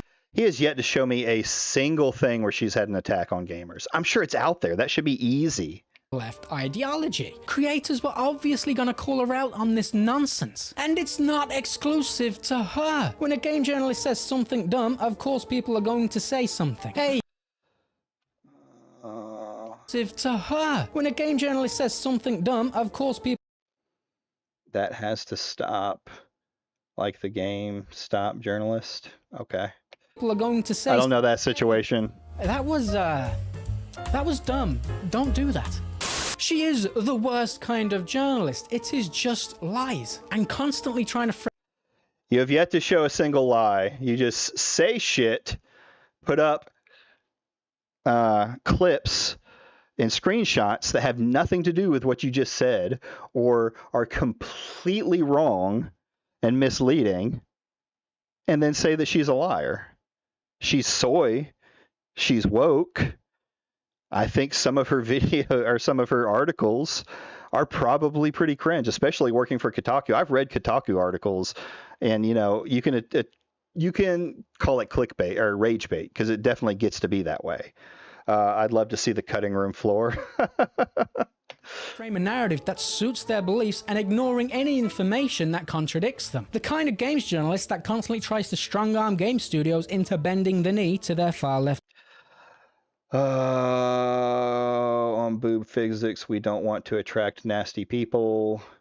Is this Alyssa? And you know, all right, let's go back. Let's see. She is the worst kind of journalist. It is just lies and constantly trying to frame a narrative that suits their beliefs and ignoring any information that Bending the knee, the ultimate buzzword. Agreed. Contradicts them. The kind of games journalist. Is this her? He strangely leaves out the company that this article is on, you know, and the name of the person who wrote it. That constantly tries to strong-arm game studios into bending the... People who hate these games are bigots. Don't make games for them or listen to them. No, see, dude, this guy is the worst. He was at the bottom. Did I just miss it? Do that. Shut up. A narrative that suits their beliefs and ignoring any information that contradicts them. The kind of games journalist. Where?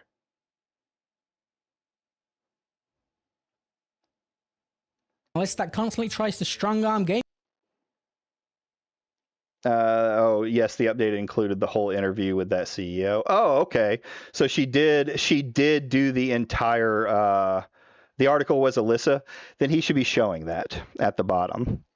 So, sure, show it so that we can actually see it was her writing it, right? Because someone like me who hasn't read that particular article is not going to know.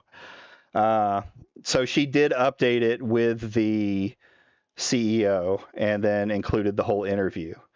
I mean, that's her correcting herself, so I can't fault her for it. I did think it sounded a little weird when she was talking back and forth with him, but if she released the entire thing so people could read in context, I have no problem with that. People weren't calling gamers game studios into bending the knee to their far. Okay. You notice he's using all of the recent events. People who hate these games are bigots. Don't make games for them or listen to them. This was never about anything other than hate. Yeah, sure. She probably says it in that one. And this one you can see it says Alyssa Mercante. So movements of ethics in gaming journalism or against forced AI in video games are vile drapes over in bigotry. Okay, yeah, she did say it, and then you can criticize it for her. Bending the knee to their far left. I don't know about bending the knee. They want their women to be virtually silent, overly sexualized dolls in video games that they can jerk off to without having to wash their asses. Or clip their and show every single attractive quality. So she's soy, yes. Criticize her comments. I have no problems with any of the criticism.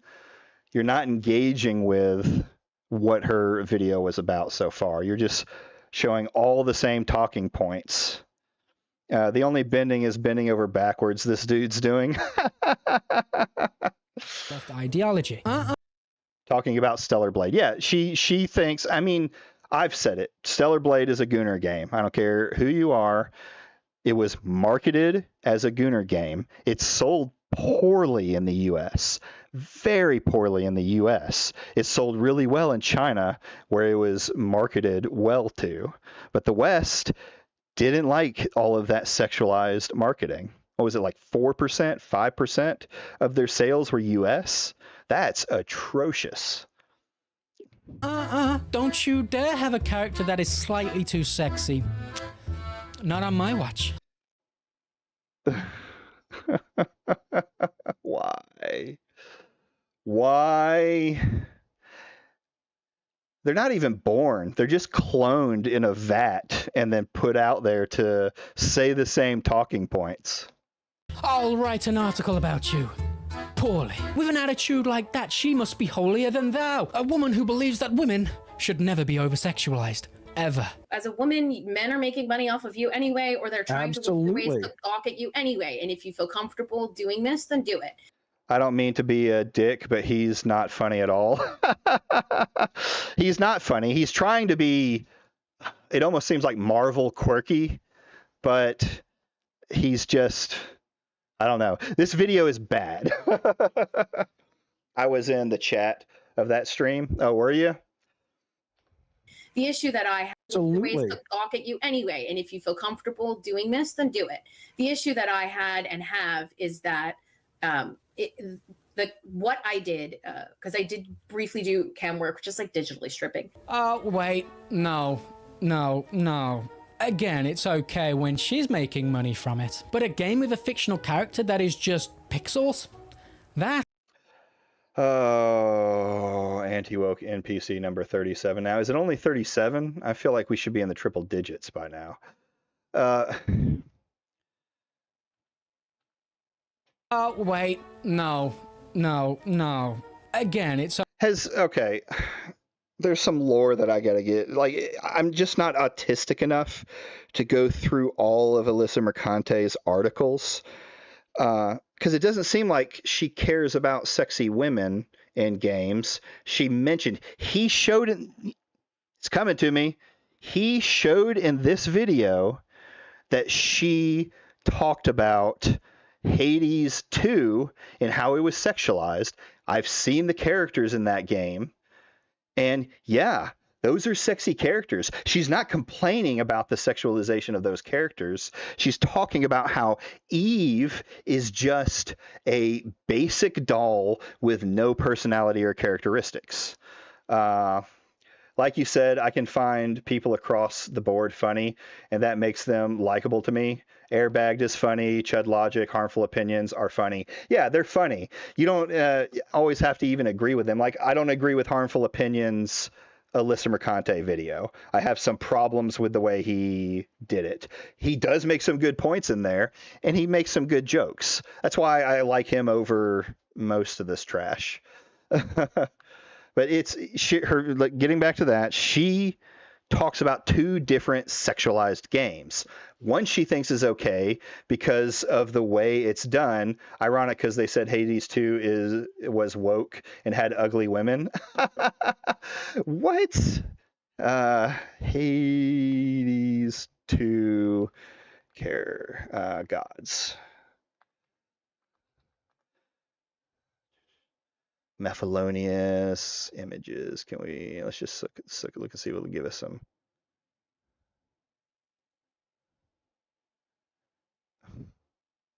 Really? I'm looking at Aphrodite right now. And really? I don't think I would be a problem to bring on stream, but I'm not going to. It's probably this butch chick, Nemesis, that they're talking about. Like, they don't like muscle mommies, apparently. Grum's got in trouble with that take. Yeah, like, really?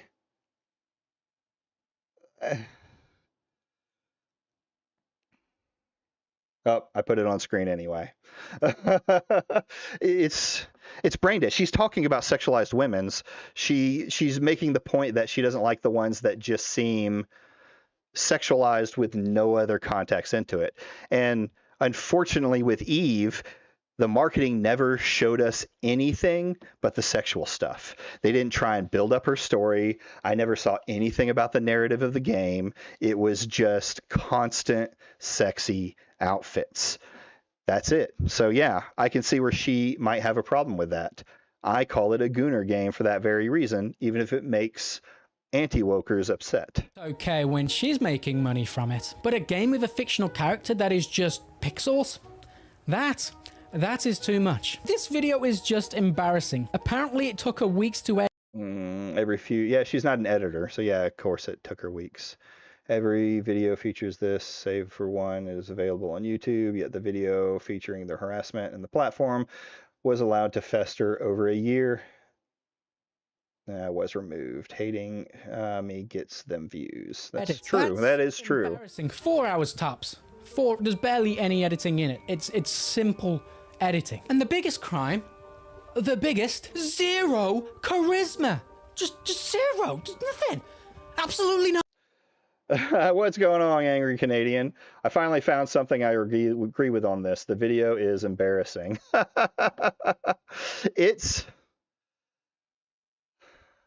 Yeah, I could agree.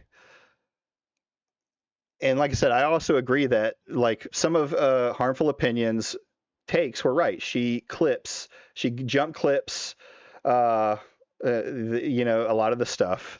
And that's where she ran into problems. I think she should have just stuck with, she tried doing what a lot of them do, and she did it badly. And she should have just stuck with what the truth was, even if it wasn't as vitriol, or even if it didn't sound as bad, right? Just tell the truth and let people come to their conclusion.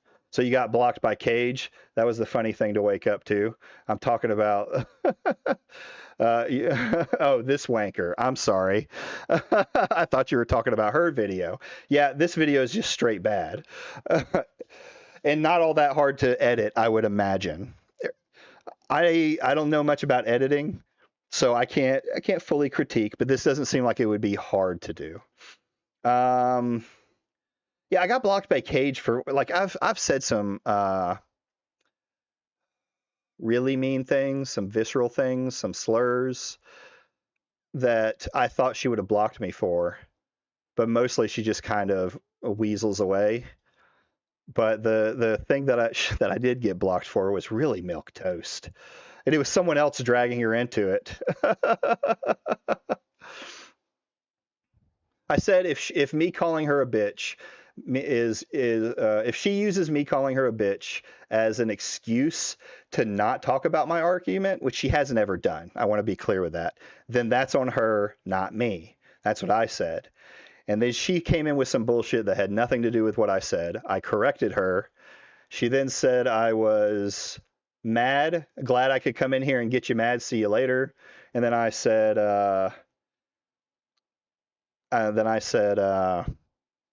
mad. I just made a little comment like response equals mad and laughed. Some very basic cuts, adding some titles and text. Yeah, nothing major for editing. I mean, it's a typical YouTube video, typical YouTube slop video. It's more than I would generally do in my editing. I edit, I go through and make cuts where I need to if there's something where I ramble off. But other than that, I don't do a lot. Could knock it out on a Saturday. Agreed. Well, maybe for me, because I'd have to learn how to do a lot of the stuff, and I just don't want to learn how to do it. I want to get monetized enough that I can just hire an editor and start pulling the Asman grift. None. I guess she's just playing the victim, huh? So why now? Why am I talking about all of this now? Why am I talking about the boogeyman now? It's like I said, boys, she's on a crusade. Since that video, she's been targeting creators that oppose the far left ideology, that speak out against games journalists who try to frame a false narrative. I just got done editing 12 videos for this work week. That was brutal. That sounds horrendous. I like what I'm doing now, talking on stream, talking about subjects. I dislike editing, but I understand like it's beneficial to me to clip up some of the stuff I talk about and post it as a video to kind of help grow the channel and to make it more accessible for people who watch my stuff. So I do it begrudgingly, but you putting out 12 in a work week, you're on that grind. And she's actually having success. Allegedly. 3 creators so far have been... Yep, here we go. Here we go. This is the meat. I have yet to see anyone say proof of it. Now, there have been statements where Alyssa has said, no, I guess there was one. Which video did she say she... Did she say, God, my brain is old. Lame growing the channel. Yeah, I know, lame growing the channel. Why can't I just inject 2,000 viewers or 2,000 subs into my channel? Oh. Yeah, Toasty. I don't know what Toasty did. I can't really speak on that one. I don't remember if Alyssa came out and said that she did this or not. Ryan's channel was just waiting to get fucking taken down. I'm sorry. He was clearly breaking TOS. And me and Nobody had the conversation about Atreus. He admitted that he was breaking TOS. If you think that Alyssa is trying to take you down, or if you want to be on this channel, regardless of your free speech views and stuff like that, you have to play by the rules of the channel. You make yourself available for her to do this. I think she did report Toasty. Yeah, I knew she admitted to one of them. And she made a vague reference to one of Smash's videos, I want to say. So, but just saying that it's everyone, you know. And the platform were demonetized due to mass reporting. Coincidentally, on videos... I hate the term mass reporting. Like, mass reporting is less likely to get a video taken down than one person going in there and reporting it for harassment, or like 3 reporting it for harassment. YouTube understands that sometimes hundreds of people may come in there and start mass reporting. As long as your video is up to snuff with YouTube's guidelines, generally they won't let that go through. They made about Alyssa Mercante. This was about a month ago. These are smaller creators, bigger than myself, obviously. I mean, I'm no one. But it's not Asmongold, right? Can't get him because he's too big. She still likes to talk about him though. That's why. Well, I mean, when he talks about hers, yeah. Can't get him because he's too big. She still likes. So Asmongold talks about my video on. Yes, you can respond to somebody that talks about your video on stream and then immediately flooded with harassment. This is the things that I talk about with Alyssa. This is the chibi reviews style behavior where you're just, this is very, I get it. She's getting probably much more harassment than the average YouTuber, and she's not a YouTuber. She's just a journalist, right? But I would still stay away from this kind of victimhood. It just causes more problems. And the more you talk about it, the more the guys who are more unhinged are going to come at it. You didn't even watch the video, Zach. I brought rape and death threats on myself. Your legacy will be more disgusting than your house. I mean, she made a response video. This is probably the only thing that I'd be like, hey, don't do that. But I get what she's saying too with it's, I brought this all on herself. Most people in this fucking space around Asmongold don't have enough intelligence to look at any given situation to come to an actual idea or conclusion. They just see whatever soy large creator says, and then they clap and they make videos about it to try and get this creator to watch their video. It's the worst kind of reporting that's out there. To talk about him though. That's why the smaller creators are being targeted. Now, I don't know these creators, I don't watch them or have any affiliation with them whatsoever. I only see stuff from them on Twitter when they reply to someone that I also follow. I don't really have a lot of time to watch that much YouTube, honestly. All that time I would have to watch YouTube I use to research and make these videos, so you're welcome. All 3 creators have reason to You might want to rethink your career path. believe that Alyssa Yeah, this was the one of her kind of alluding to it. Yeah, maybe. her followers were behind it all. And it could possibly be more. This was So again, when it comes to this, if you leave it open for Alyssa, if you do something that can be construed as harassment and Alyssa Mercante goes and reports it for harassment, who is that really on, you or her? And if YouTube thinks it's harassment, and I'm sorry, if you got your channel demonetized, it was more than just one thing, right? They want to act like you can never report somebody for harassment. This isn't pirate software who will report any criticism against him, any light criticism against him as harassment. This is a woman who has people saying things like she sucks dick and, she's... I wish I could see what was in the video. No, what did I remember Atreus's thing being like, even the people that I talked to that were anti-workers were like, okay, I kind of can't defend that. I was like, okay, well, if it's harassment, it's harassment, right? I believe in you being able to say most things on the internet, right? I believe in you being able to say a lot. But you still have to follow the terms and conditions on there. And if you say something that they're going to construe as harassment, don't cry like a bitch when your channel gets taken down. Was all over a month ago, so why am I talking about it now? Because it's still not resolved. I was so naive to look at this, shrug my shoulders and say, this will be resolved in no time. Whether these mass reportings were because of her or not, YouTube's... It's not. It is resolved. Atreus mentioned that one of his videos he knew was going to get taken down and stay down. And the other videos he was saying were going to come up. But as far as we know, like he already said he didn't think they were going to get brought back up. If you're saying that, you're probably thinking there's something in the video that might constitute a breaking of the terms of service. So yeah, it's resolved. Toasty's not getting monetized for whatever she said. Ryan was just waiting for it to happen, right?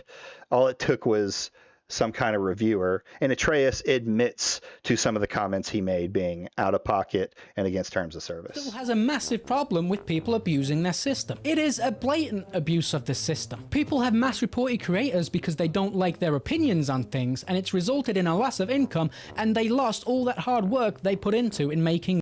So is that what happened in this case? Was it criticism that they were giving? Yes, there are people like Pirate Software who will abuse the system. Is this what's happening here? Their channel. And yes, I believe that there could be more than one person reporting. We saw the salmon guy doing his thing, and I'm sure they were, out there looking for videos. But I don't know that there was any direct, response between them and Alyssa. This guy's lying. Yeah, 100%.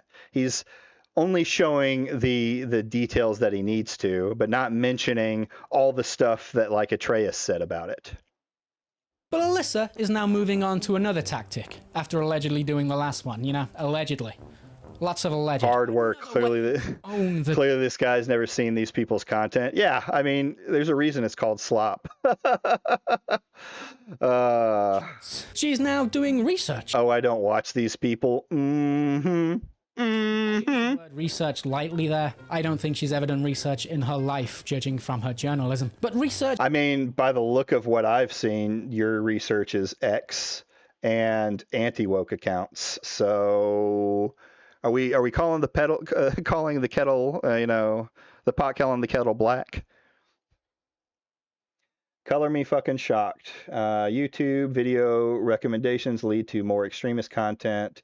Yeah, it's probably some soy article. Streamer Asmongold claims Twitch is kind of irrelevant for growing an audience. YouTube has historically fueled people to the alt-right. Okay, crazy lefty comments.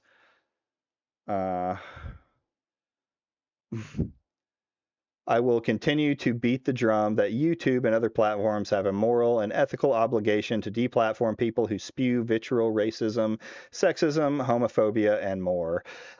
I disagree with this. I think YouTube is fairly good on that stuff. Obviously there's, stuff that gets through. I'm a free speech guy. You can say you should be able to say what you want. YouTube just happens to be probably the more open of the platforms outside of Kick. Cowpoke Curtis threatens to fight people all the time. Cowpoke. Who's Curtis? Oh, are you talking about? Yeah, he does. He's constantly threatening to fight. That's something I forgot to mention up there earlier. Is he's always about like, show your face. Are you going to show your face? Come on, dude. I got out of high school like almost almost 30 years ago. That's not true. 15, 35 years ago, 20 years ago. I don't know how old I am. I've studied internet culture for more than a decade, writing deep fake porn, harassment video conversations, harmful depictions of Muslims and COD and more, highlighting the perils of the rage bait. Yeah, typical progressive stuff. The deep fake porn, I think, is a problem. You can throw a temper tantrum and write cruel 600-word posts claiming they aren't mad, but this is my job and I'm good at it. Sure. Yeah, he's a wannabe tough guy, so bad, but he'd draw and mag dump out a fear of someone looking at him sternly. Maybe he would. All right, let me hear what he's saying about these messages. Slightly there. I don't think she's ever done research in her life, judging from her journalism. But research into rage bait. Can you elaborate more on her journalism? Content and trying to influence YouTube into taking action against content that is considered rage bait. She's not even adding YouTube in these, right? Like, let's go back here. This is him searching her account for YouTube. That's his research, guys. Searching her account for when she said things about YouTube. She's not adding YouTube in the sense of like, you should take this down, but she is beating the drum, as we would say, or calling for it. It's not the same thing. She has her wokey opinions. And then she says free speech is not exempt to privately owned companies. Yes, I agree. Companies. I used to be that on the side of it, saying that they just copy and paste. Yeah, agreed. They just copy and paste. I used to be on the side that YouTube should be openly free, and I've changed my opinion on that. I've dug a little bit deeper, and the idea of forcing YouTube to be free speech open would destroy all these content creators that are calling for 230 to be taken down. 230, was it 230? The companies should have the right to platform whoever they want. It's still wild to me that I've been blocked by Alyssa for very strongly criticizing her journalism, yet I find myself defending her because of how much these guys are dumb fucks. Oh yeah. Well, I can't say, like, if I did a review of one of Alyssa's articles and stuff like that, she might block me too, regardless of what I've done, recently being her number one defender. But it's the same thing. It's like the Hassan bad stuff. It's Alyssa bad. That's all it ever is with them. Alyssa bad. Seal clap, seal clap, seal clap. I just think it's amazing that these guys are standing on a mound saying we're fighting Kotaku. Well, here's my problem with the whole fighting Kotaku argument is they want to stifle the free speech of Kotaku. They don't like the words or the articles that Kotaku are writing, so they're flat out saying they want Kotaku to no longer write those articles. That is anti-free speech. That is anti-American.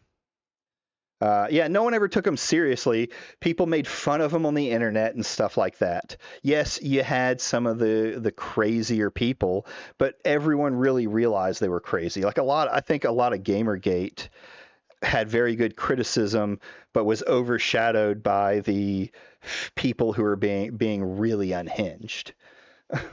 Content and trying to influence YouTube into taking action against content that is considered rage bait. She's making a video essay, I assume from this tweet, about platform. Anyways, keep an eye out for my YouTube essay. Okay. Yeah, she's probably. I would expect a progressive to write an article like this. Pushing rage bait content. She showed some of that research as she went after Hypnotic's response, bro. It was cold Hypnotic's response was weak as shit. as fuck. And pause the video if you want to read all of that. Yeah, so I've read all of this, so I'm not going to read it again. Hypnotic, let's see if he brings up. It is good stuff. Now, what is? So in this, Hypnotic brings up. And pause the video. All right. Hypnotic brings up that his other channel is a better channel, right? It's making way more stuff. It's where his views are, blah, blah, blah, blah. But let's take a look at that channel. Shall we?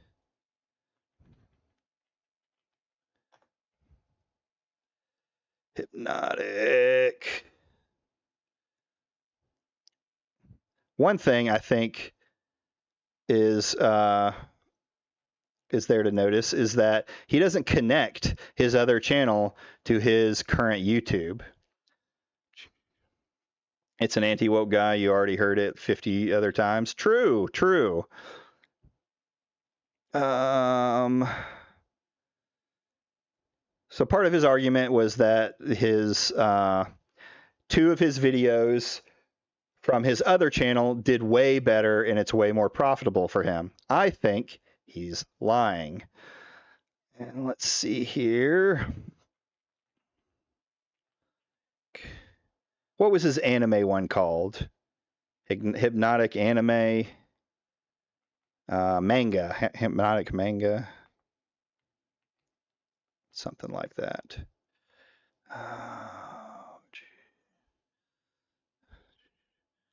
If they did it better, where's the other video on those? Yeah, right. Oh, we're about to see one of the videos. Hypnotic still has me blocked.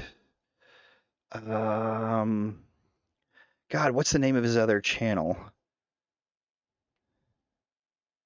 Hypnotic. The racist Canadian is in the chat.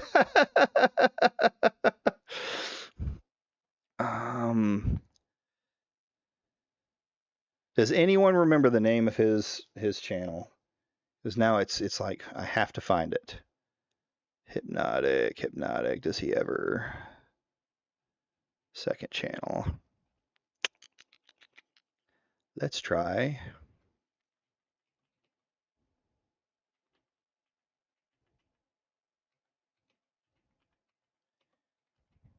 You're saying research in real time. So he does an anime channel that, nope, that's not it. That's not going to find it. Where he, manga channel, excuse me.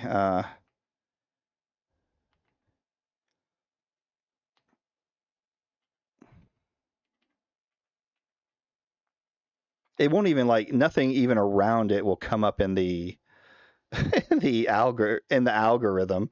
It's so crazy. Hypnotic manga. So let's go through here. Let's see if I can see since he's got this so small. Skimming.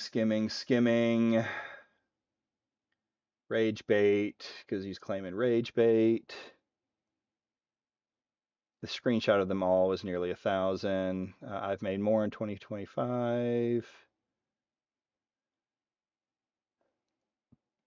In fact, here's the kicker. I've made more in 2025 already than I did in all of 2024. Yeah, that doesn't surprise me, really.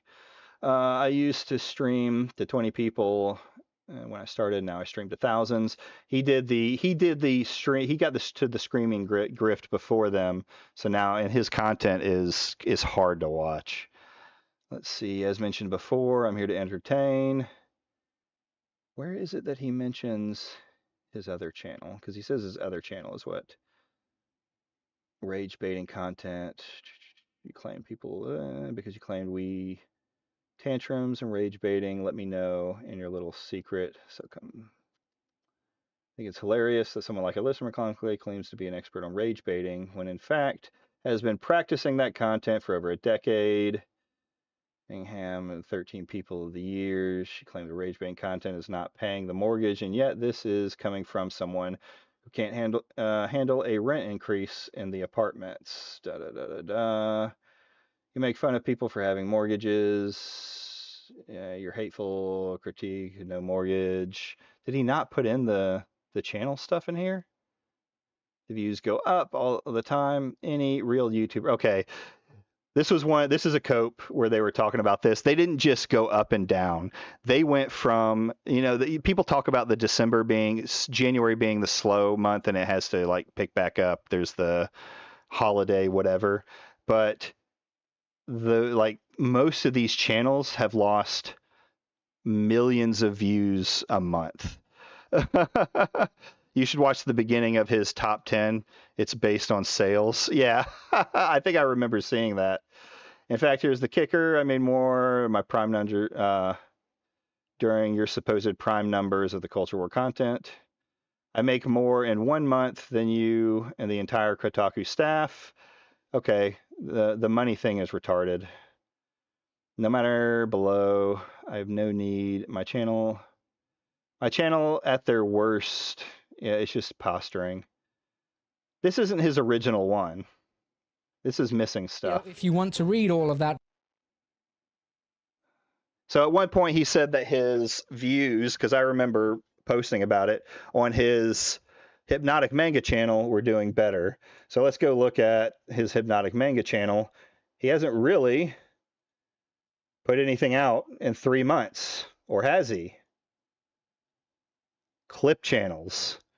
That's all this account is a shorts channel. But this 5K on shorts, I'm not even sure if this is monetized. Like, it might be monetized because he pulled some of his fans over, but this isn't getting the views he thinks it's getting.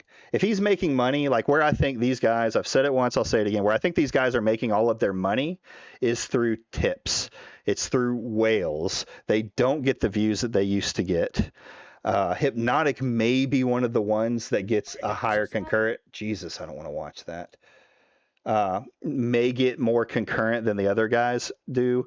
But if you compare them to, I don't know about Hypnotic, I'm going to speak on that. But like you compare Smash JT's numbers to his live stream concurrence to other YouTubers, thousands. Oh yeah, the super chats, waifu wars. Hypnotic, I'll say over and over again, is the 100K subs, 200 views on night. 100K subs, 200 views on a nightly live stream. The math doesn't math, dude. 200 views, that's it. If he's saying he's making more, he's got to be getting, like, that's the only way I can see it is, like he said, the waifu wars. Nazmir mentioned Chud Logic. Chud Logic is a 50K YouTuber, and he pulls 1 to 1.5K every day on his streams. He streams 8 hours a day. He even says he's not by any means rich. He does really well for himself. So yeah, the math just doesn't math for this. Now, I have seen stuff where like they show their, because they love to show off the money they made from tips and stuff like that, and they make like, $1,200 on a tip stream. So, good for them for milking the few fans that they have left. But you're not going to tell me that your channel is doing amazing. Or that your clip channel is making you more money or not clip channel, my shorts channel is making you more money when you're not pulling nearly enough views on it.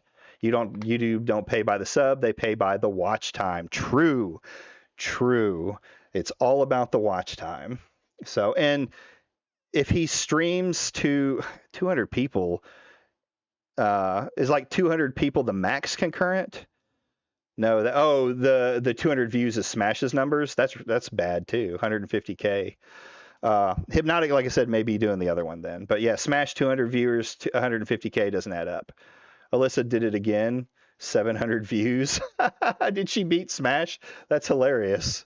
Because weren't they just talking to her about her getting no views about a month ago? I'm convinced Hypnotic is a trust fund kid. He throws around money left and right to buy loyalty. He clearly doesn't understand the value of money, and I'm convinced of this.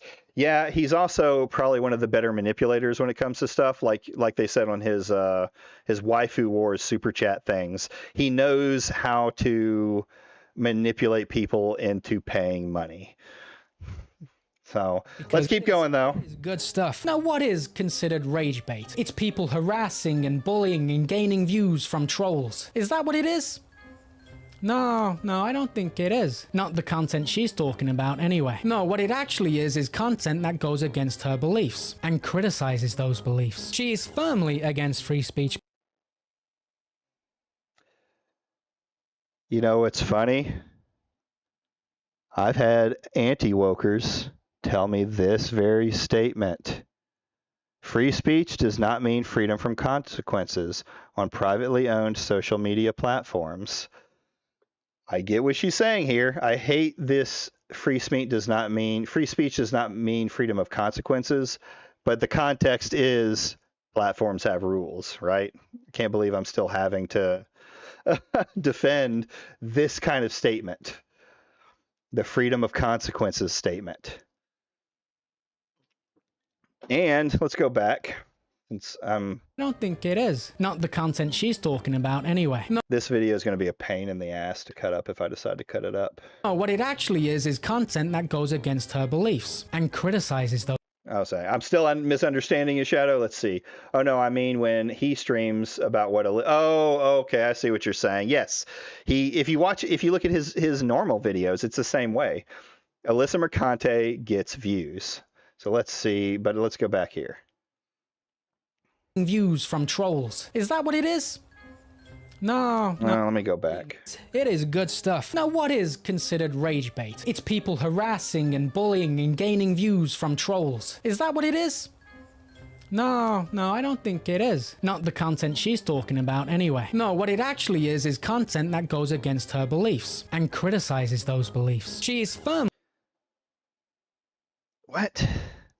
Who thinks that rage bait is harassment and to read all of that because it is good stuff. Now, what is considered rage bait? It's people harassing and bullying and gaining views from trolls. Is that what it is? No, I don't think it is. Who thinks that?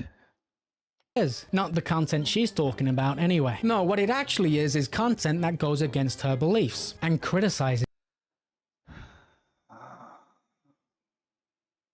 those beliefs. She is firmly against free speech, by the way. Said so in one of her posts.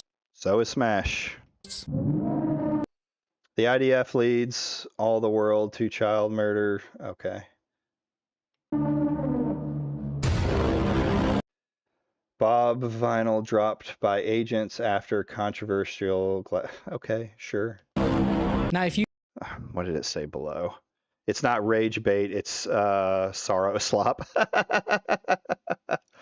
Free speech. Okay, hold on. If you say things I don't like, you should get banned. Yes, I agree. She probably agrees with that statement in a sense. But not in the way that he's trying to portray it here. She's not going to like anything that talks about, minority groups. She's not going to like anything that is considered racist or bigotry or things like that. Yeah, I agree that she wants those gone. The masturbate. But she... The IDF leads all the world to child, blah, blah, blah. You can't bring up anything without talking about Palestine. I don't know about this. So. And the need to this hypothesis, which isn't well thought out at all. It would set a dangerous precedent across the entire... Dangerous precedent. Here we go. A platform that is YouTube. Criticism is no longer allowed because you're hurting someone's feelings. It will become a platform where you can't criticize. So, okay, he's acting like this very statement that he shows. We're going based off of what he said. Let me just keep listening so I keep pausing this guy. Grift with the LGBT.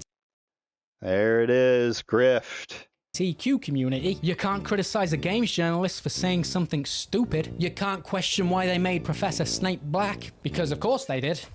You can't make a woke article about how gamers are misogynistic. Of course they did. You can say that's a bit extreme, far-fetched maybe. And maybe you're right, maybe it won't get to that stage. But do you think that if it's someone's job to oversee rage bait content, that person is going to be a level-headed, responsible, sensible person? I have my doubts. Or will it be like Twitch, where a certain group of people with certain beliefs Hassan bad. He's like spreading the net out to all of them. Get away with everything, where someone like Tectone gets banned from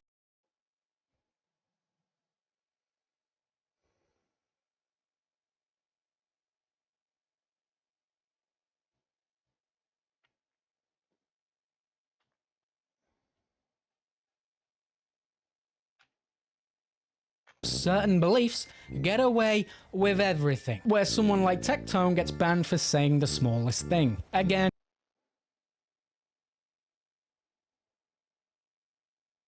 This guy has no idea what Tectone said. This is an anti-woke fan. We're looking for Tectone's comment. Well, Hassan is bad, but so is Tech. I agree. But these motherfuckers, this guy in the same sentence mentions the,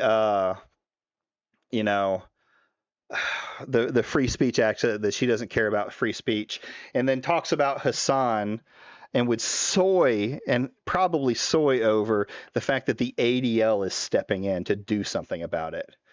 Hassan chop. and again, and again, and again. Twitch deserves their own video, by the way. It's a really, really bad platform. Emaru is their latest.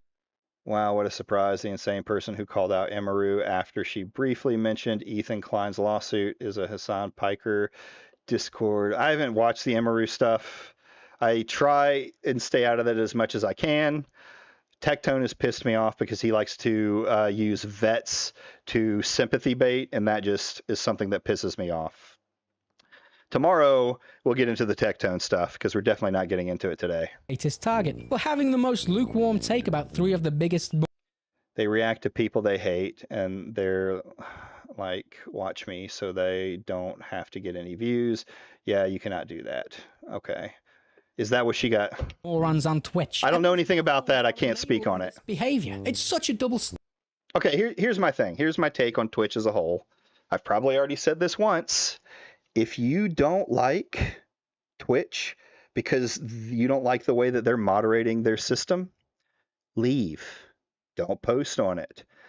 I'll give Asmongold props. If he actually leaves Twitch for Kick, then he did really all he needed to do. You can criticize them, but these call for deplatforming and all this other bullshit, and saying they take Hassan's comments and they twist them, and it's same thing with Denims and a lot of them. Like you can talk about the statements and how out of control some of them are, but you need to at least be fucking honest about what was said.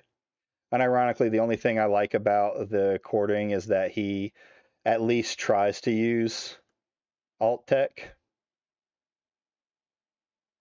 I don't know what you mean by that, but I'm old, so maybe I'm just missing it. Standard 2-tier bullshit way of running your platform. And I'm going to disprove this rage bait theory that Alyssa Mercante has right now. You know, the subject that she's such an I studied, okay. expert in, and wants YouTube to stop pushing that content. YouTube doesn't push that content. At least not more than anything else. I'm a small channel. I'm a nobody in this space. No one knows who I am. None of the big creators know who I am. I've got 600 subs here and 6 followers on X. I'm not backed by a big channel giving me exposure. I've started from scratch, which means YouTube has to find my audience. So a little peek behind the curtain. For those of you that have been following me for a while, you might find this interesting. So, does YouTube push critical content more than positive content? Nope. Not in my experience. It doesn't make a difference. My most popular video is my Oh, alt tech like Rumble, Odyssey. Yeah. I mean, if you don't like the platforms, don't use the platforms.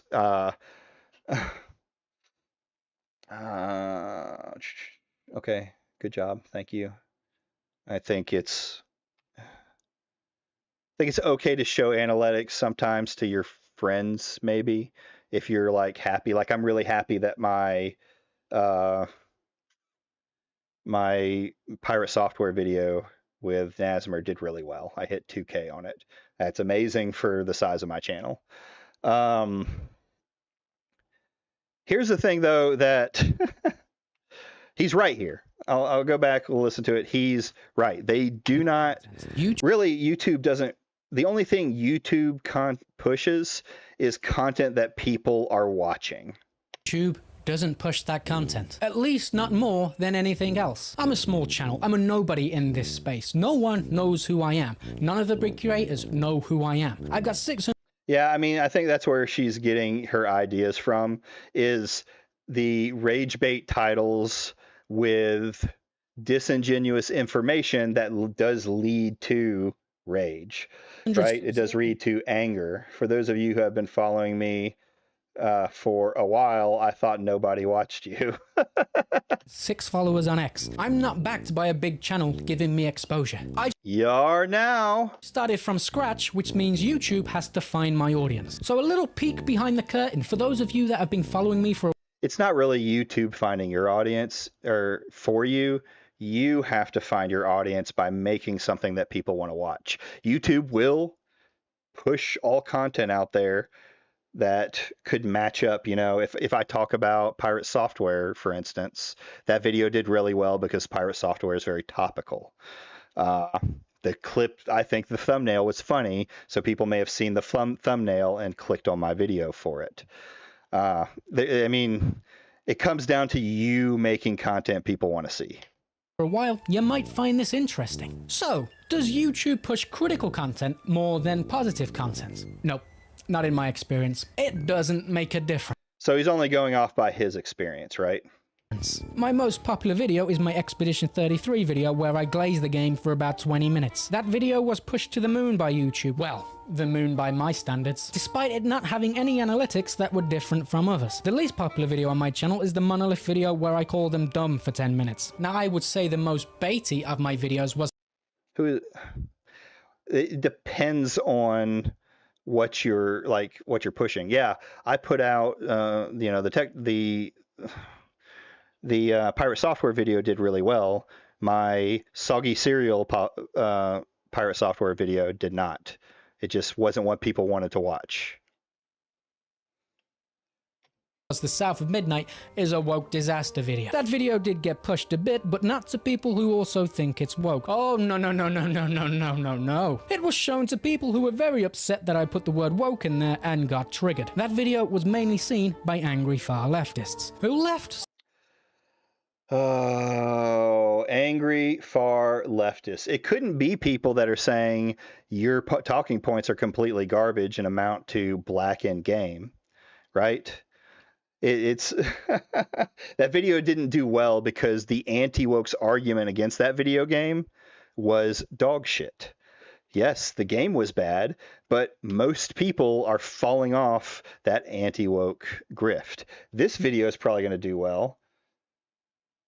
I mean, 1.7, even comparing that to his other video, it's not doing great in terms of, you know, the videos he just showed. It's 8 days into it. Some strange comments. The anti-woke slop fest is already saturated, bro. True. You're too late for the party and don't add much at an already stupid movement. Just move on. What's wrong with this? First off, you're welcome that this comment will help you in your algorithm. That's dumb. Other than that, it's good to know I can safely block this channel for being clear alt-right grift. That one's a little bit more unhinged. Good luck at grabbing some Asman rotting leftovers fans. Don't go. I'm devastated. Now look at him having to post his his comeback. He fucking showed that commenter.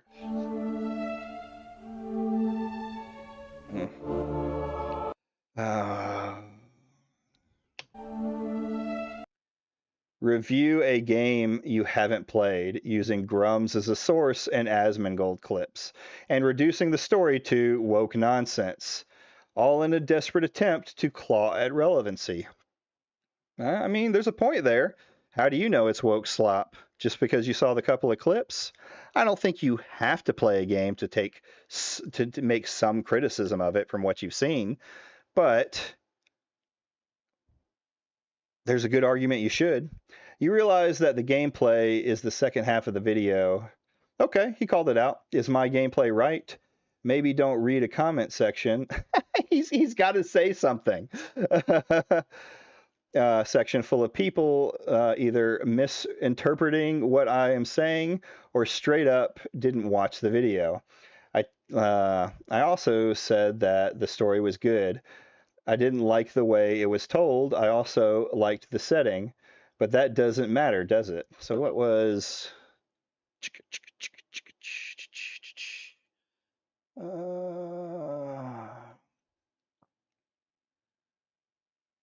what just happened to it?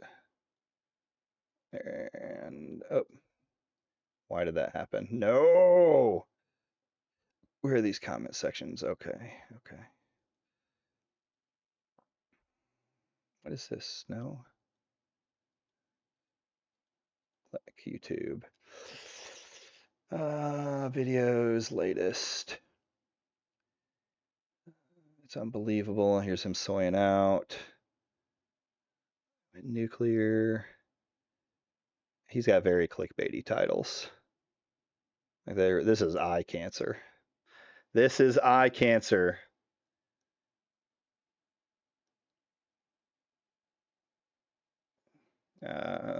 This video is going to do well because it's the same thing that happened with the homeless guy.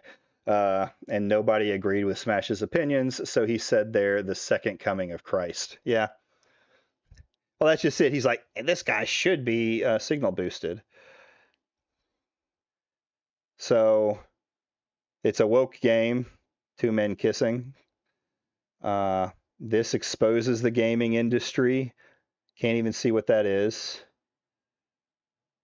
Monster Hunter Wilds on PC.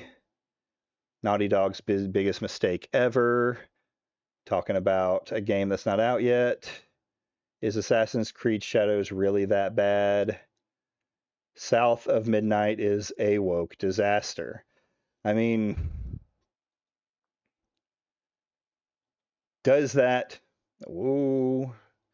I have to watch the video to get an actual opinion, right? I can't first say that his video is bad. Let's get past all this.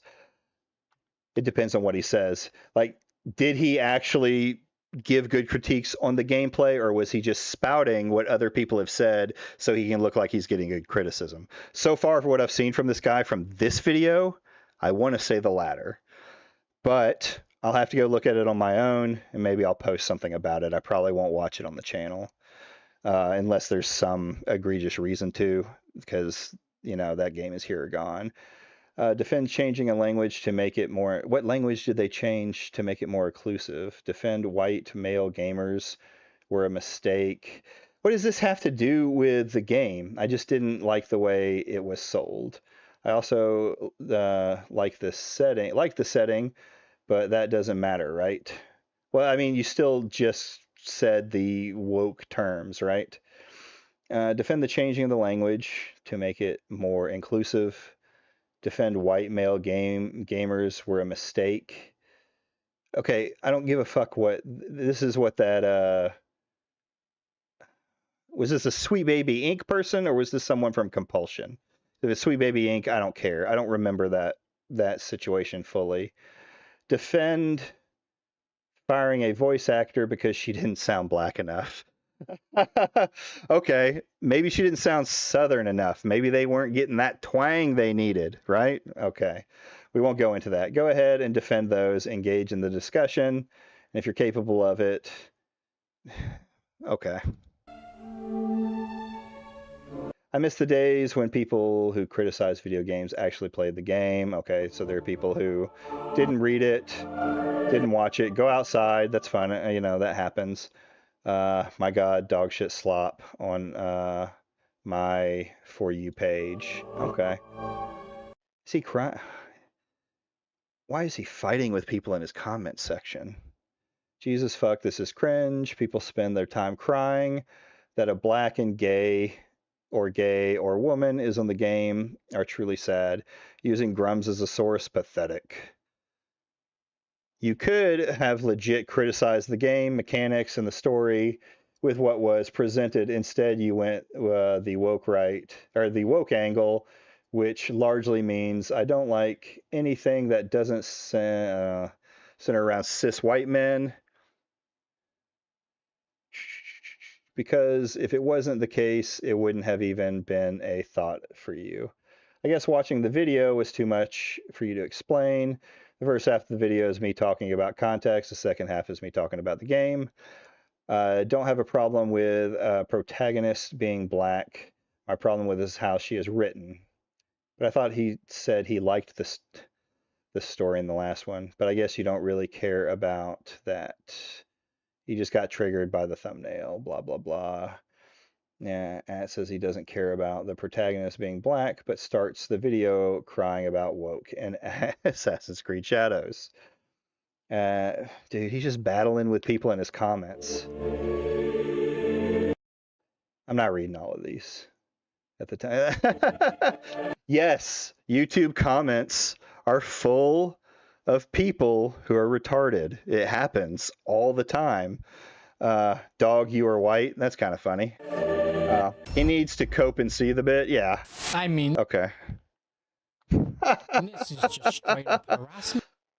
I should sue these people. And this video here is stone cold proof that YouTube does not overtly push content that is critical of the far left. This video here is a discussion on why gamers want nothing to do with a certain community. A video that would for sure trigger a lot of people. A video that they would consider rage bait. Now that is the most successful video I've ever had within the first 150 views. Like, comments, engagement, all by far and away more than I usually get. The video is a successful outlier. The video was killed immediately. YouTube isn't pushing anything more than anything else. It's as random as it's ever been. And all I do is make videos on topics that interest me. Okay, so the thing that he's going on with here and the problem I have with his argument is there's truth to it. They only produce what people want to see, right? They only produce, they're only sending it out there.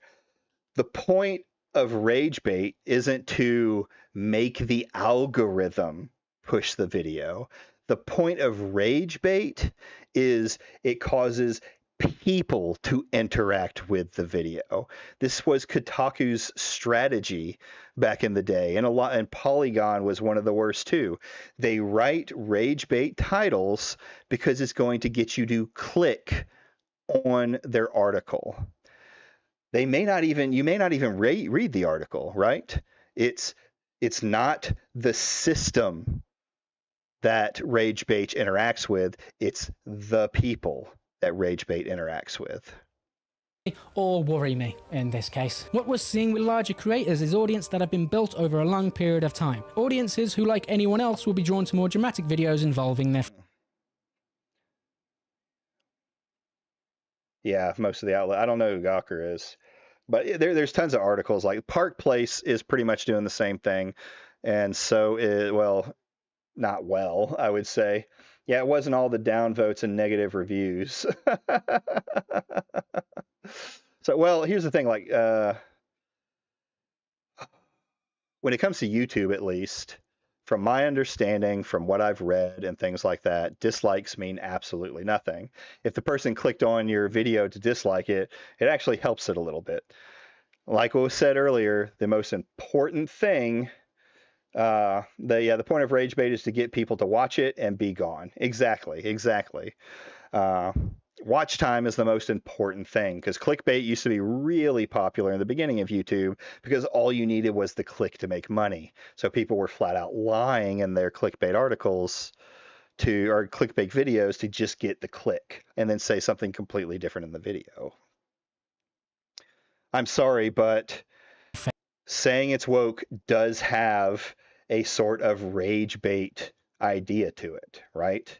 it is rage inducing to some people when you're just calling something woke without any reason. So they're going to click on it to see what takes you have on that.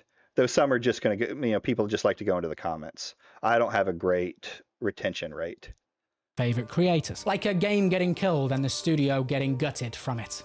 You know, that's pretty interesting. Something like that is obviously gonna get more views than normal. It doesn't happen every day. People follow creators because they like their personality, their videos, and their takes. And they form this audience-creator bond. Go check out who's got a big hand in TPP, and you'll see why a lot of them work the way they work. Yeah. Which is what YouTube is supposed to be all about. YouTube is not pushing critical content more than anything else. It's a false narrative. She is right about one thing though. Something has happened to views. I've seen a lot of creators get smaller numbers. Oh no, we're going to go into the why the views are dropping. Again, I'm going to say it again because he keeps saying that it's YouTube pushing rage bait. No, rage bait influences people. And when one person sees, let's go very small numbers. If YouTube pushes out a video and one person sees that video and goes, that's rage bait, I'm going to watch it, and they click on it, that then pushes it to more people. And the more people that see that rage bait and are enraged by it in some form or fashion, or get mad at it and click on it, that pushes it further. So yes, rage bait has been a thing that is known about and psychologically and proven to push something through the algorithm because more people click on content that's negative. Even before YouTube, there's been studies about people flocking to more doomer style content, more negative things. News people don't put out the good news because it gets views. They put it out there. They put out the bad news because the bad news does. People watch it. This is a guy who I guess has never looked at anything in media, but let's hear what he has to say about all of the anti-wokers dying. She is right about one thing though. Something has happened to views. I've seen a lot of creators get smaller numbers lately. Me personally, I had a lot of momentum in my first 3 months. We were growing. YouTube is giving me more and more impressions, and all of a sudden that's stopped. My impressions are down 80% or something like that. No, I'm not going to blame it on anything. It's frustrating, sure. Although I have seen people talk about losing subscribers, but their subscribers said they didn't unsubscribe. So I'll keep an eye on that because that I don't know about that situation. This sounds like some kind of bug that happened. It never made any wide mainstream appearance, only on these like smaller, I guess, channels. So I don't think there's any weight to it. I feel like if it was a lot of people, then it would have went somewhere. That is strange. So basically, Alyssa Mercante is trying to build yet another false narrative to try and deplatform those that call out her lies and just straight up bad journalism. And I think the lawsuit she has with Smash JT is part of all of this. She's trying to paint herself as the victim in this whole situation, and if she gets bigger creators to call her out and say mean things, then it might work in her favor. It could look better for her. She doesn't even have to say anything. The last spat that I got into with 8-Bit Eric, or the first spat I got into with 8-Bit Eric, I could just say, was she didn't say anything to the anti-woke. Smash JT brought her up on his own. And there are many incidences of her making a tweet and them bringing it up when the tweet has nothing to do with them. But it's so This is very much both people instigating this situation. The problem is Alyssa Mercante's gets more and more egregious. Smash JT is more and more egregious. And while I don't know that I can say that he is doing it knowingly, I mean, he has to know in some portion that when what he does causes the more extreme sides of the harassment. He's admitted to that on his own. But I think their oh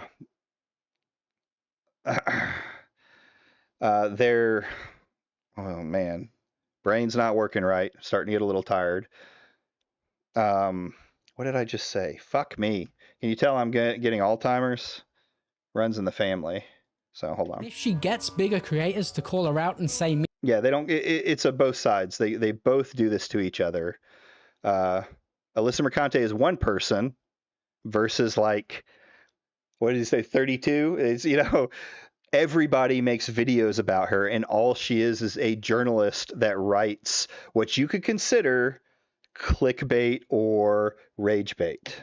Mean things, then it might work in her favor. It could look better for her, but it's so transparent, it's laughable. To close this video out, we are seeing free speech being targeted, which is nothing new, especially for me being from the UK. We've seen cases of YouTube's system being manipulated. We're seeing people be cancelled. What we really don't want is YouTube to cave to these people. I believe people should be free to talk about what they want to talk about. You can criticize me in the comments. You don't if you agree with Smash JT's article. That's just absolute bullshit. If you agree that he doesn't know she's baiting him, MB, their impressions are down because people kept tuning out midway because they have negative charisma. I don't even think it's the negative charisma. It's just, if you've watched one video now, you've watched them all. There's a certain point when the larger audience that's not as, you know, fully over to one side gets tired of hearing the same stuff. It's the exact same thing that happened with the woke movements and stuff like that.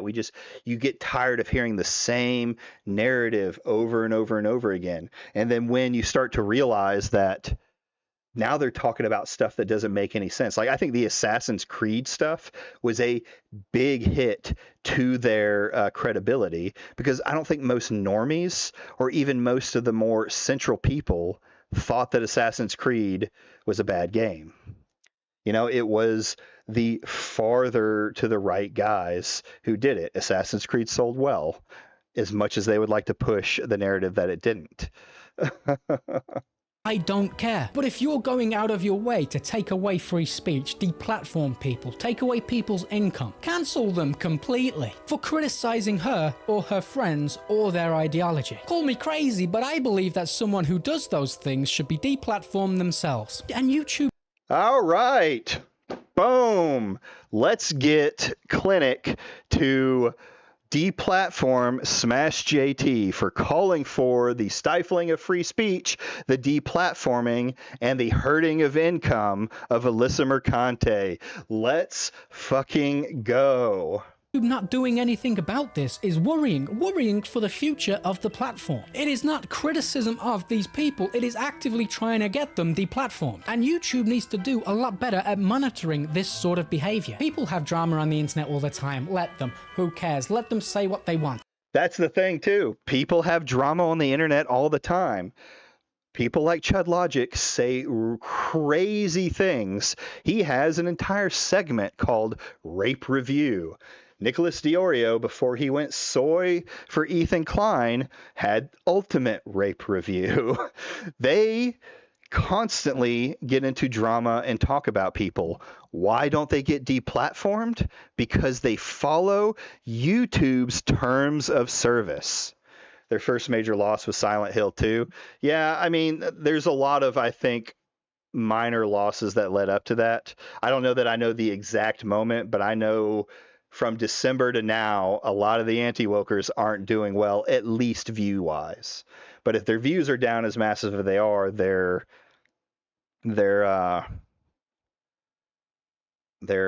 shit.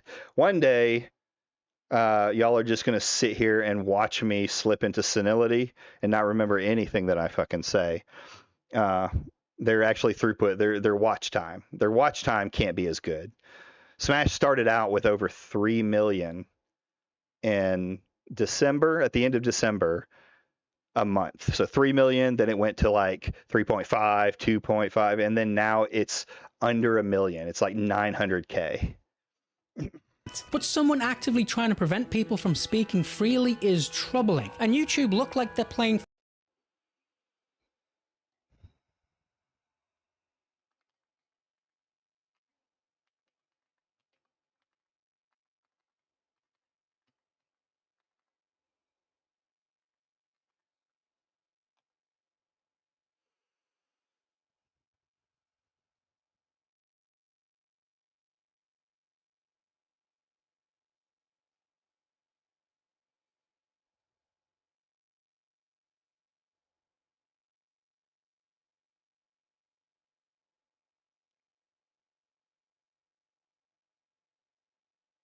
Are you seeing it yet? Are you seeing the fucking hypocrisy of these fucks? These dishonest fucks who only care about their side of the argument. Don't show this guy the Grums tweets about wanting to censor the woke. Yep. If you have this much talk about, free speech and things like that, then you should be making videos on Smash JT doing the exact same thing. In fact, he's gotten away with a cancel campaign. Alyssa Mercante lost her job at Kotaku. Well, she left of free will because of the harassment, would be my guess. She said she left on good terms. It's probably because of the probably thousands of emails she was getting and her coworkers were getting. So let's hear that again. Completely for criticizing her or her friends, seeing free speech being targeted, which is nothing new, especially for me being from the UK. We've seen cases of YouTube's system being manipulated. We're seeing people be cancelled. What we really don't want is YouTube to cave to these people. I believe people should be free to talk about what they want to talk about. You can criticize me in the comments, I don't care. But if you're going out of your way to take away free speech, deplatform people, take away people's income, cancel them completely for criticizing her or her friends or their ideology. Call me crazy, but I believe that someone who does those things should be deplatformed themselves, and YouTube not doing anything about it. So right there, what he described was Smash JT's campaign to take down Kotaku. His campaign to follow every person who's ever worked at Kotaku to make sure that they don't have a say in the gaming industry, whether it's articles or anything else. I watched him get launched out of the gaming community. Yeah, I've heard some things about Smash JT that he sounds like he was a little clout goblin from the beginning. This is worrying for the future of the platform. It is not. Now we're doing doomerism that the platform is going to lose. Listen, YouTube has found its sweet spot on stuff. They're not. They're in the area where they know that they can keep the advertisers coming in, right? Unless there is something that this Ethan lawsuit screws up dealing with reactionary content, which I don't know that it will. There's people who say it'll set a precedent, but I hate that statement. I don't see anything wrong with what's happening with YouTube. You're crazy, homeboy. Your content, YouTube has its problems. I'll absolutely say it has its problems. There's people who get deplatformed by the algorithm for no reason. I'm sorry, the anti-wokers are not it. They said stuff that went against the TOS. They got hit for it. If you think Alyssa Mercante is being a bad actor, and, there can be an argument there that we could talk about, make sure you don't give her ammo to take you down. That's as simple as that. Oh, you got stories for days? Maybe I'll have to bring you on here one day. Maybe we'll do a little Smash JT retrospective. I'm kind of waiting to talk about him anymore until, nothing interesting has come out that he said. It's mostly the same woke slop. So I'm just kind of waiting for Alyssa to drop her thing and then see if it's going to get dropped or not. Criticism of these people, it is actively trying to get them deplatformed. And YouTube needs to do a lot better at monitoring this sort of behavior. People have drama on the internet all the time. Let them. Who cares? Someone needs to take these statements. I am a bad editor, but we need someone to take these statements he's making and then clip into Kotaku fucking images and talking points and just see how it is the same. Jeff used to drop by every screen wave related to try and soak up views and make videos threatening to delete it if he didn't get 20K views. Is he one of those guys? In 2 days, and he cry and rage quit YouTube. Wow, that sounds like a completely stable human being. Let them say what they want. But someone actively trying to prevent people from speaking freely is troubling. And YouTube look like they're playing I agree. Trying to stifle somebody's speech is troubling. It's very troubling. favorites when they allow this behavior to go on. They should be neutral. Clearly, they're not. It's all just fatherless. Out of all of the platforms that exist, right now, YouTube is by far the one that is the most neutral. Are they completely neutral? No. But they are by far the most neutral. Behavior. She genuinely hurts my germaphobe brain. That fucking thumbnail, dude. All right. This guy is dog shit. This guy's going places. Little heart emoji. Aww. She just won't go away. Anyway, thanks for watching. This was one especially tedious to get through. Yeah, I agree. It was super tedious because I had to stop I spent my whole stream on this fucking guy, pretty much. Maybe I can clip it down. Maybe I'll just update the name a little bit. We'll see. This guy is garbage, a new clone, Antiwoker, that hasn't said anything different than what we've seen from all the other Antiwokers. If you've watched this guy, you've watched all of them, right? And he has a lot of takes that I think he should look at the group that he's, talking to. Oh, here's your... And, make a little inward reflection and think, do you want to go down the dying anti-woke path, or do you want to talk about something else? So anyways, I didn't even get to play RimWorld today, so that pisses me off. I'll go make some angry tweets about it in a minute. Maybe tomorrow. I've been considering just doing a chill stream tomorrow and playing some games. He did say germaphobe or homophobe brain. Did he just say germaphobe or homophobe brain? I missed it. I've already deleted it. We're not going back. I've had enough of that. This guy is just another Smash JT clone jumping on the Alyssa train to get views. And he got lucky enough to get signal boosted by Smash. So we'll see how long he lasts. We'll see if he burns out quick, or if he can adjust his content for something else. But I think it's a very good example of how nobody got signal boosted up. It's not honest views. It's not you being entertaining. It's someone boosting you because you say the right words. And as much as nobody would like me to say that I'm trying to get into the community, I will never suck up to someone like that. Well, I won't say that. Maybe I will. Who knows? But if I ever suck up to someone like that, you should all go after me. Anyone who follows me should go after me for selling out. Have your own opinions.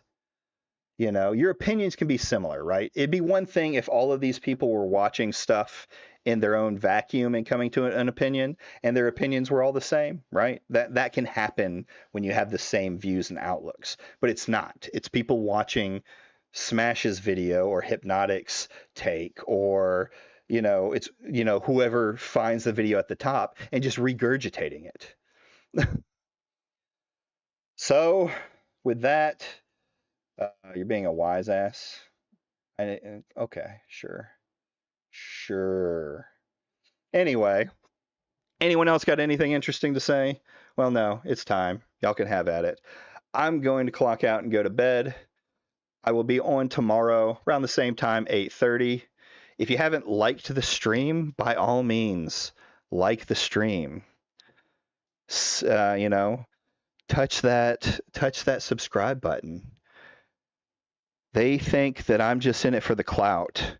And honestly, we just need to make them right. We just need to prove them right and get me the views so I can be the grifter that they want me to be. All jokes aside, thank you all for coming by, guys.